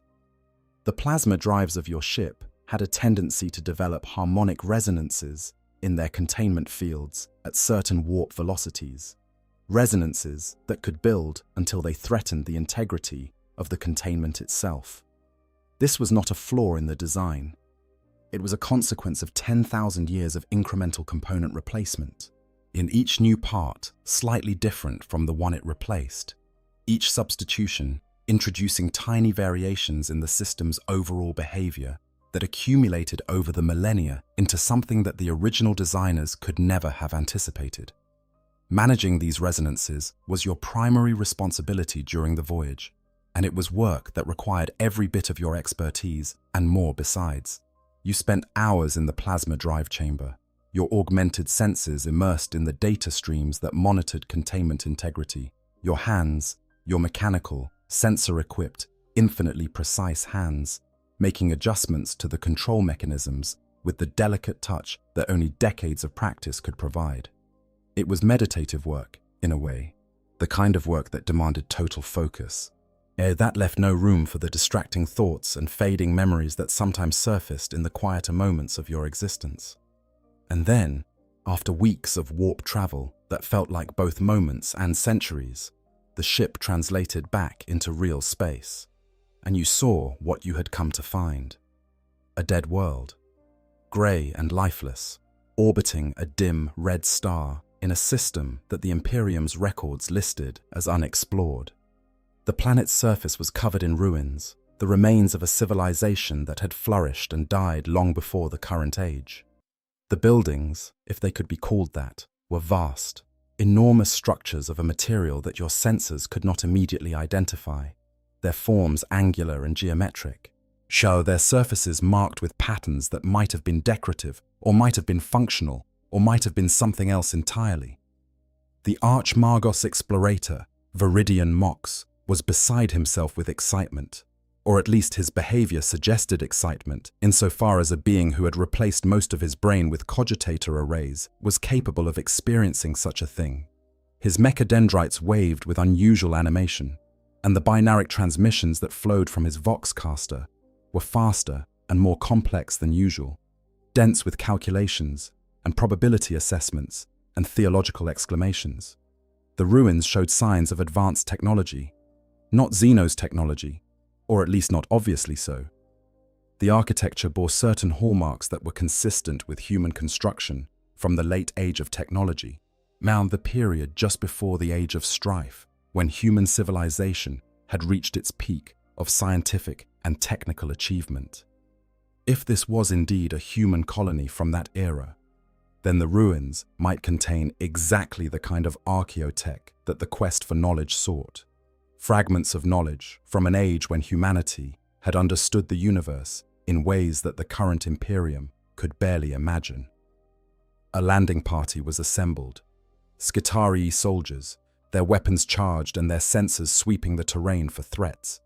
Tech priests of various specializations, each one carrying the tools and equipment appropriate to their discipline.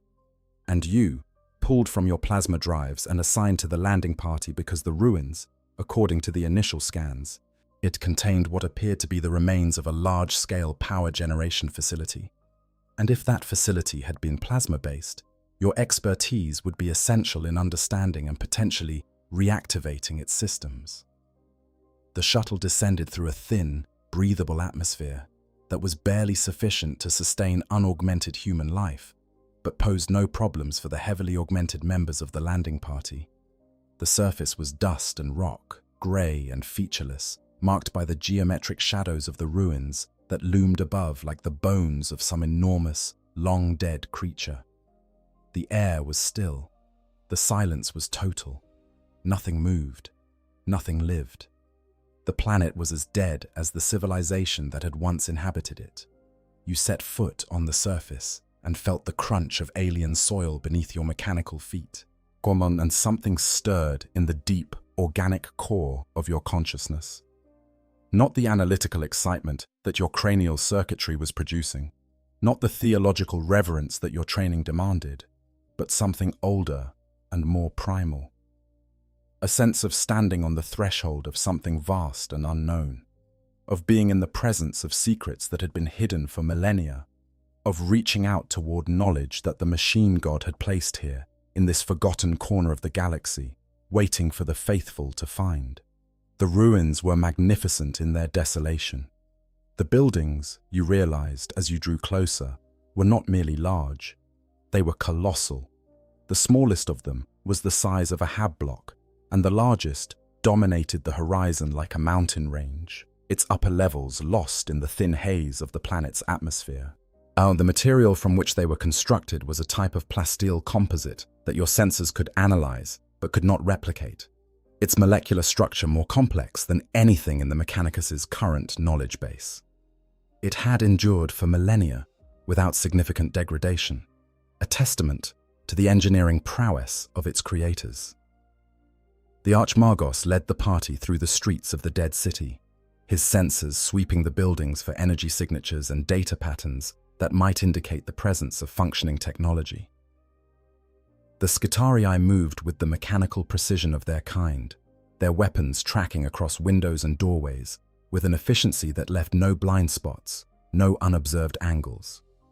You walked among them, yet your own sensors focused on the power generation facility that had been identified during the orbital survey, its location marked in your heads-up display as a blinking icon several kilometers to the north. The journey took hours. The city was vast, and its streets were choked with debris, the accumulated detritus of millennia of decay, and the occasional evidence of violence. Here and there, you saw scorch marks on the walls, the blackened traces of weapons fire that had burned through the plasteel composite with enough force to leave permanent marks. Whoever had lived here, they had not died peacefully. There had been a war, or a disaster, or something worse, and the evidence of it was written on the walls of the city like a warning to anyone who came after. The power facility was exactly what the scans had suggested, an enormous structure buried partially underground, its upper levels rising above the surface like a fortress of metal and ceramic. The design was recognizable, though the specific configuration was unlike anything in the current Mechanicus databases. It was a plasma generation plant, or had been, its containment chambers and power distribution networks still visible despite millennia of disuse.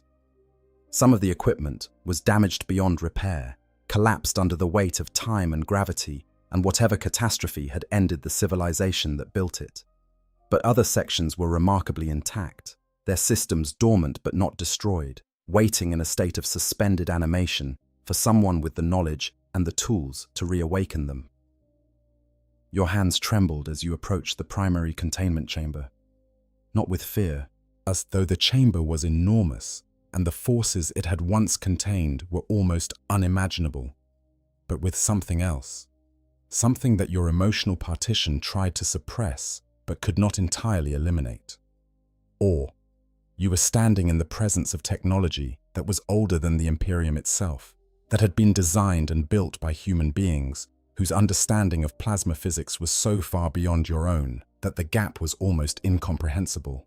And yet, at the most fundamental level, the principles were the same. Plasma was plasma. Containment was containment. The equations that governed the behavior of superheated matter had not changed in 10,000 years. What had changed was the sophistication with which those equations had been applied. But the elegance and efficiency of the solutions that these ancient engineers had devised, solutions that made the best work of the current Mechanicus look crude by comparison. You spent days in that facility, days of careful analysis, of painstaking documentation, of measurements and scans and data collection that filled your cogitator banks with information that would take years to fully process. The Archmagos was ecstatic as a being with a mostly artificial brain could be. The facility contained technology that the Mechanicus had never seen before, designs and configurations that were not present in any existing STC fragment. If even a fraction of this knowledge could be recovered and integrated into the Mechanicus's databases, it would represent an advancement in plasma technology that could take centuries to fully exploit. But the greatest discovery came not from the facility itself, but from a sealed vault deep beneath its lowest level. A vault whose door bore markings that your cranial circuitry identified as a type of encryption that had been used during the very earliest days of human space travel. A security protocol so ancient that it predated even the Mechanicum of Mars. Behind that door, in a chamber that had been sealed for longer than the Imperium had existed, you found something that made every augmented heart in the landing party skip a beat. A data core. An intact, undamaged data storage device of a type that was consistent with, though not identical to, the technology used in standard template constructs. It was not an STC. Your analysis was clear on that point. It lacked the artificial intelligence component that defined a true STC. It is the thinking machine that could interpret the stored data and provide instructions for its practical application. But the data itself, the raw information contained in its crystalline storage medium, was vast. Vast beyond anything you had expected. Terabytes of technical specifications, engineering diagrams, materials science documentation, and theoretical physics equations, all encoded in a format that your cranial circuitry could read, but not fully comprehend, without significant processing time. The Archmagos wept. Not tears, of course. His tear ducts had been replaced with sensor-cleaning fluid dispensers centuries ago, but his voxcaster emitted a sound that was unmistakably a sound of emotion, a keening, warbling note that rose and fell with the rhythms of binaric praise code. In the language of the cult Mechanicus, what you had found was nothing less than a fragment of the machine god's lost wisdom, a piece of the great puzzle that the quest for knowledge had been assembled to solve. The data core was removed with the utmost care, extracted from its vault by hands, both mechanical and organic, that trembled with the weight of the moment. It was placed in a stasis field and carried back to the ship with a Skitarii honor guard that would have been appropriate for a relic of the Emperor himself. And as the fleet departed the dead world and made its way back toward the forge worlds of the Mechanicus, the data core became the most closely guarded object on the ship, monitored around the clock by a rotating team of tech priests who treated it with a reverence that bordered on religious ecstasy, because that is what it was. To the cult Mechanicus, this was a religious experience. The discovery of lost knowledge was not merely a scientific achievement, it was a sacrament, an act of communion with the machine god, who had placed this knowledge here, in this specific location, at this specific point in history, for these specific servants to find. Every step of the expedition, from the Logis calculations that had identified the target system, to the plasma drives that had carried the fleet through the warp, to the hands that had opened the vault and retrieved the core, had been guided by the divine will of the Omnissiah. This was what the Mechanicus believed.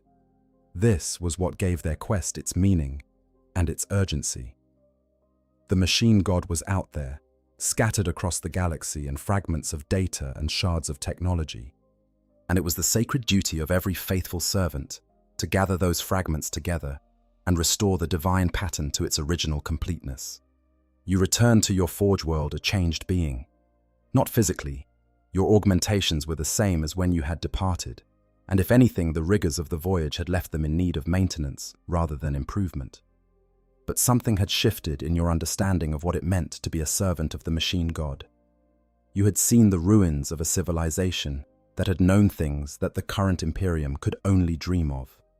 You had held in your hands, or at least in the hands of the Scutarii, who had carried it under your supervision, a fragment of that lost knowledge. And you had felt for the first time in decades is something that transcended the cold satisfaction of a task completed to optimal specifications. You had felt purpose, not the programmed sense of purpose that your training and augmentations provided, the mechanical compulsion to perform your assigned functions and serve the cult's objectives, but something deeper, something that came from the organic core of your consciousness, from the part of you that still remembered what it felt like to be curious, to want to know, to reach toward the unknown with hands that tingled with anticipation rather than calibrated sensor arrays. The quest for knowledge was not merely a theological concept, it was a lived experience. And having lived it, even briefly, you understood why the explorators endured the hardships and dangers of their missions with a fervor that sometimes bordered on madness. The galaxy was full of secrets, full of fragments of the machine, God's scattered wisdom, waiting in vaults and ruins and derelict ships and forgotten worlds for the faithful to find. And every fragment recovered was a step closer to completeness, a step closer to understanding, a step closer to the divine. This was the promise that the Adeptus Mechanicus made to its servants. Not happiness, not comfort, not the warm, messy, deeply human satisfactions of family and community and emotional connection. Those things were the province of the flesh, and the flesh was weak. What the Mechanicus offered was something colder and more austere and, to those who had the capacity to appreciate it, infinitely more compelling. Knowledge, understanding, the slow, painstaking, and never-ending work of pushing back the darkness of ignorance and recovering the light that the machine god had scattered across the stars. It was a promise that demanded everything: your body, your mind, your identity, your humanity, piece by piece, augmentation by augmentation, the cult of the machine. God would take it all, replacing what you were with what it needed you to be, and in exchange, it would give you purpose. Direction, a place in the great machine of the Imperium, a role in the quest for knowledge that would outlive you by millennia, that would continue long after your consciousness had faded and your augmentations had been recycled and your name had been reduced to a line item in a data archive that no one would ever read. That was the bargain. And for those who accepted it, for those who walked the path of the machine god with open eyes and willing hearts, it was enough. The years continued to pass after your return from the Explorator mission. The data from the core you had discovered was distributed to the appropriate divisios for analysis, feeding the Mechanicus's research programs with new information that would take generations to fully exploit. You did not participate in that analysis directly. Your specialization was plasma containment, not theoretical physics, and the data core's contents, while touching upon plasma technology in some of its sections, were far too broad and too complex for any single tech priest to process in their entirety.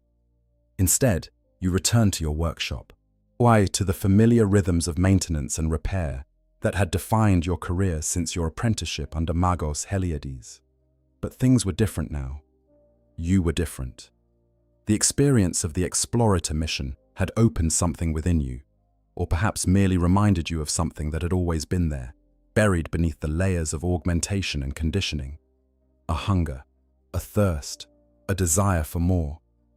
You began to study in your dormancy periods, using the data terminal in your quarters to access archives that you had previously ignored. History, philosophy, theology, not the sanitized, dogma-approved versions that were taught to acolytes, but the deeper, more nuanced texts that were available to priests of your rank if they knew where to look. You read about the age of technology, that mythical golden era when humanity had mastered the stars and built wonders that the current age could barely comprehend.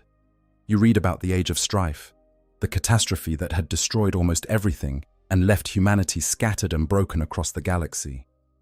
You read about the founding of the Mechanicum on Mars, about the survival of the cult during the radiation storms and the marauder attacks, about the arrival of the Emperor and the signing of the Treaty of Mars and the beginning of the Great Crusade that had reunited the shattered remnants of human civilization under a single banner. And you read about the Horus Heresy, that terrible civil war that had nearly destroyed the Imperium in its infancy and that had torn the Mechanicum apart along with everything else. During the heresy, the fabricator general of Mars himself had sided with the traitor Warmaster Horus, seduced by the promise of forbidden knowledge, by STC databases that the forces of chaos offered in exchange for his loyalty. The resulting civil war on Mars, the Schism of Mars, had been almost as destructive as the wider conflict, pitting tech priest against tech priest in a war that had left the red planet scarred and diminished. In the aftermath of the heresy, the surviving loyalist members of the Mechanicum had been reorganized as the Adeptus Mechanicus and formally integrated into the Imperium of man. The ancient political independence that Mars had enjoyed was curtailed, the most dangerous lines of research were banned, and the cult Mechanicus was brought more firmly under the oversight of the broader imperial government. The Dark Mechanicum, those tech priests who had followed the Fabricator General into damnation, fled into the Eye of Terror with the rest of the traitor forces, taking with them knowledge and technologies that the Loyalists could only mourn. The loss was incalculable. Not just the physical destruction, the forges rendered molten, the archives consumed by fire, the STCs smashed and scattered, but the intellectual and spiritual damage. The Schism of Mars had proven that the cult Mechanicus was not immune to corruption, that even the most devoted servants of the machine god could be led astray by the promise of forbidden knowledge. And the Mechanicus had responded to that revelation in the way that terrified institutions always respond. By tightening control, restricting access, and burying the memory of the betrayal beneath layers of dogma and denial. The prohibition against innovation, which had always existed in some form, became absolute. The already rigid hierarchy of the cult became even more stratified. The penalties for tech heresy, already severe, were made more brutal still, and the culture of secrecy and suspicion that had always characterized the Mechanicus deepened into something approaching paranoia, with every Forge world jealously guarding its own knowledge and viewing every other Forge world as a potential rival or traitor. This was the institution you served, an institution born of survival, shaped by trauma and preserved by faith, an institution that worshipped knowledge above all things, but was terrified of the consequences of pursuing it too freely. An institution that had access to technology that could reshape the galaxy, but was incapable of using that technology to its full potential because the very act of understanding it was considered dangerous. The contradiction was maddening, and it was a contradiction that every thoughtful tech priest eventually confronted. How could you serve the machine god by seeking knowledge while simultaneously being forbidden from fully understanding what you found? How could you preserve the sacred heritage of the past while being prohibited from building upon it? How could you worship technology as divine while treating any technology you did not already understand as potentially heretical? These were questions that you had been trained not to ask. The cult's answer was simple: faith. You did not need to understand the machine god's plan. You needed only to trust in it. You did not need to comprehend the sacred technologies you maintained. You needed only to follow the prescribed rituals and trust that the rituals were correct. Innovation was unnecessary because the machine god had already provided everything that humanity needed. The only task that remained was to find what had been lost and restore it to its proper place. But you had seen the data core. You had seen what humanity had once been capable of, and the gap between what had been and what currently was filled you with a grief that your emotional partitions could not entirely contain. It was not a dramatic grief, not the wailing, tearing of robes variety that the flesh-bound might experience. It was quiet and persistent, a low-frequency vibration in the deepest layer of your consciousness, a constant, our barely perceptible ache that colored everything you did with a faint tinge of melancholy. So much had been lost, so much was gone, and the institution charged with recovering it was hobbled by its own fear, its own dogma, its own ancient, ironclad refusal to take the risks that true discovery required. You kept these thoughts to yourself.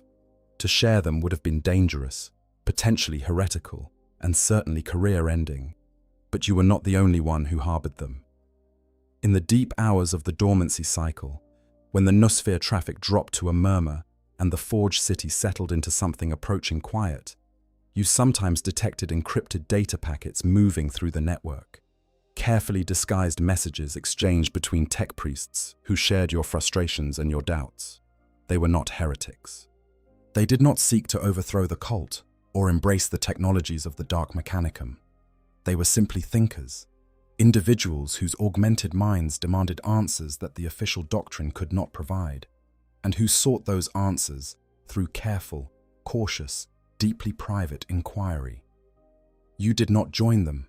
The risk was too great, the potential consequences too severe. But you knew they were there, and their presence gave you a strange comfort. You were not alone in your questions. You were not the only servant of the machine god who wondered whether the faith they had been given was equal to the task it had been assigned. The Mechanicus endured, as it always had, as it always would. The Forge worlds continued their ceaseless production, their furnaces burning and their assembly lines running, and their populations toiling in the same eternal rhythm that had characterized the cult's existence for 10 millennia. New acolytes were inducted, new augmentations were developed, or rather, old augmentations were rediscovered from forgotten archives. New explorator fleets were launched, new ruins were explored, new fragments of the machine, God's scattered wisdom, were recovered and added to the ever-growing archives of the Temple of All Knowledge on Mars. And through it all, the great wheel of war continued to turn.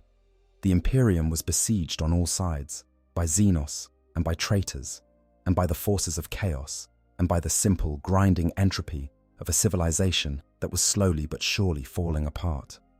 The Mechanicus's role in this eternal conflict was vital and irreplaceable. As without the Forge worlds, there would be no weapons for the Imperial Guard, no ships for the Imperial Navy, no power armor for the Space Marines, no Titans for the Collegia Titanica. The entire military apparatus of the Imperium of Man depended on the Adeptus Mechanicus for its existence, and the Mechanicus bore that burden with the stoic determination that was its defining characteristic. You bore your small portion of that burden. You maintained plasma systems. You trained younger tech priests. You served on 2 more explorator missions, neither as dramatic as the first, but each one yielding valuable data that contributed to the Mechanicus's vast and ever-expanding archive of recovered knowledge. You rose through the ranks, slowly, incrementally, each promotion accompanied by another augmentation and another rite of passage and another piece of your original self exchanged for the cold, efficient, desperately necessary capabilities that the cult demanded.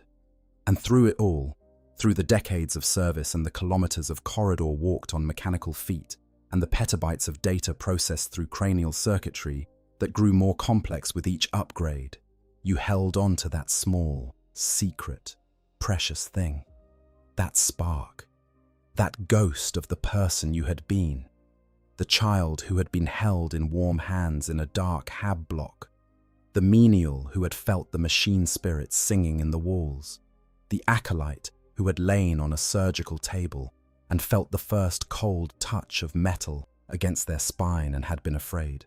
You held onto it because it was yours. Because in a world that demanded total surrender, total transformation, total dissolution of the self into the greater machine of the cult, that spark of individuality was the one thing that no augmentation could replicate, and no programming could suppress, and no amount of theological conditioning could erase. It was the part of you that was irreducibly, indestructibly human, and as long as it survived, You were more than a tech priest. You were a person, a consciousness, a soul. The Adeptus Mechanicus would not understand that distinction. The 16 universal laws had no category for it.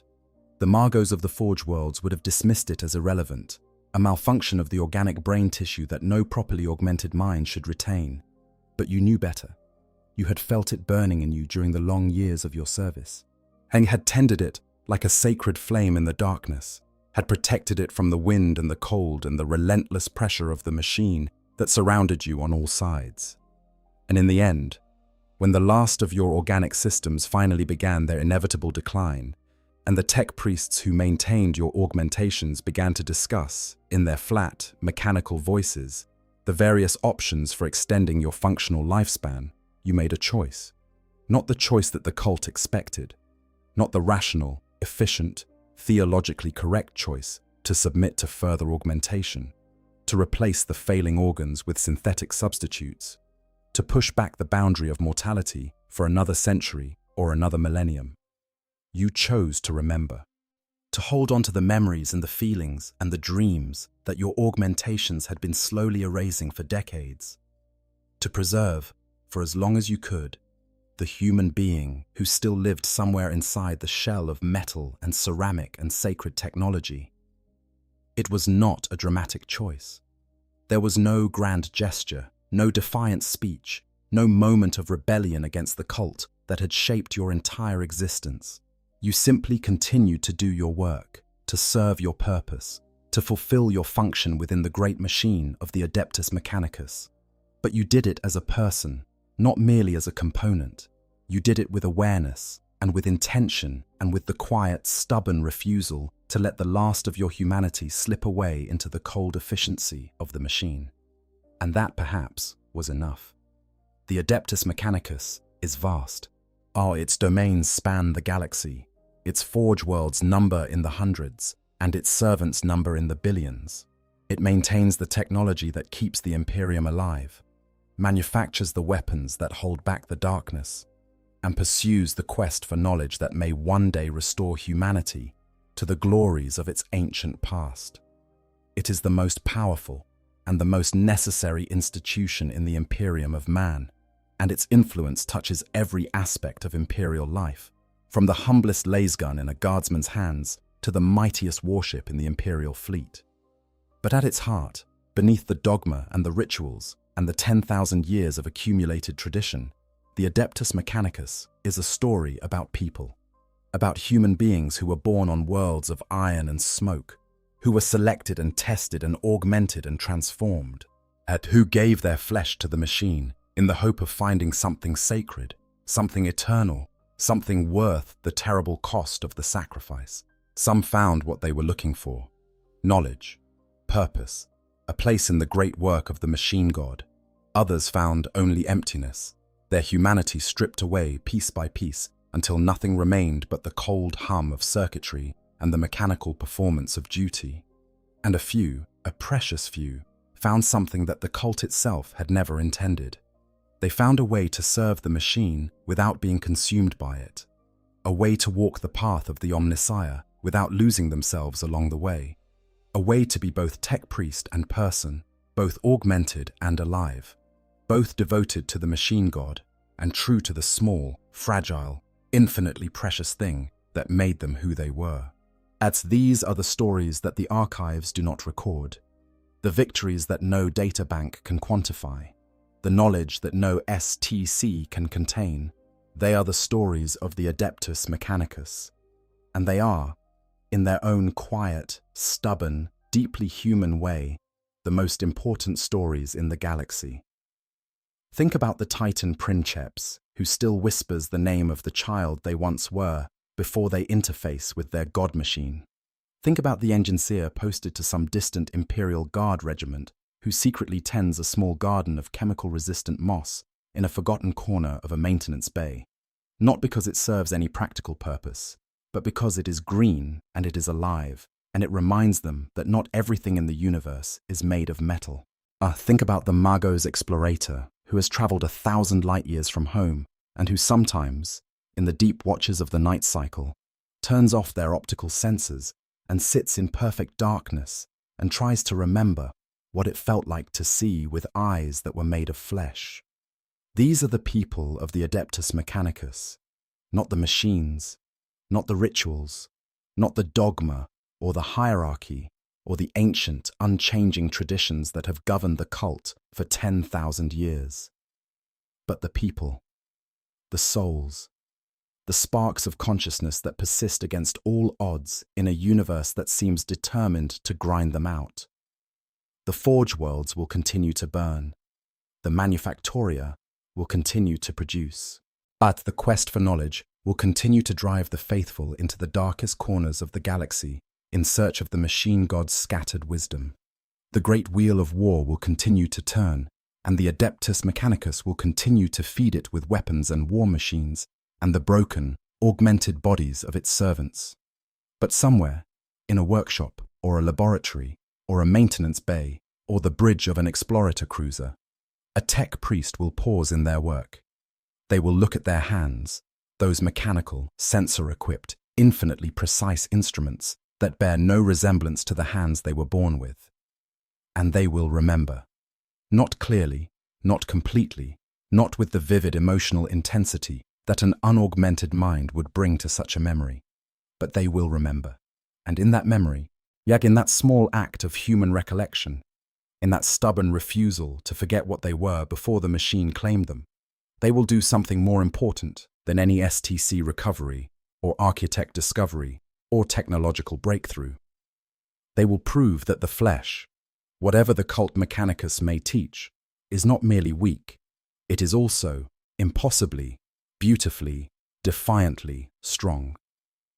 If you enjoyed this deep exploration into the world of the Adeptus Mechanicus, please take a moment to hit that like button and subscribe to the channel. Every like and every subscription makes an enormous difference and helps us continue to bring you these long, detailed explorations of the Warhammer 40k universe. Drop a comment below, telling me which aspect of the Mechanicus fascinates you the most. Whether it is the technology, the theology, and the military might of the Scutarii, or the quiet horror of what it means to slowly become more machine than human. Share this with any friend who loves the lore, and we will see you in the next one. The Omnissiah protects. I hope you guys enjoyed the story. Make sure to hit the subscribe, like, share button, whatever you want. Give me some feedback if there's any. And yeah, sleep well.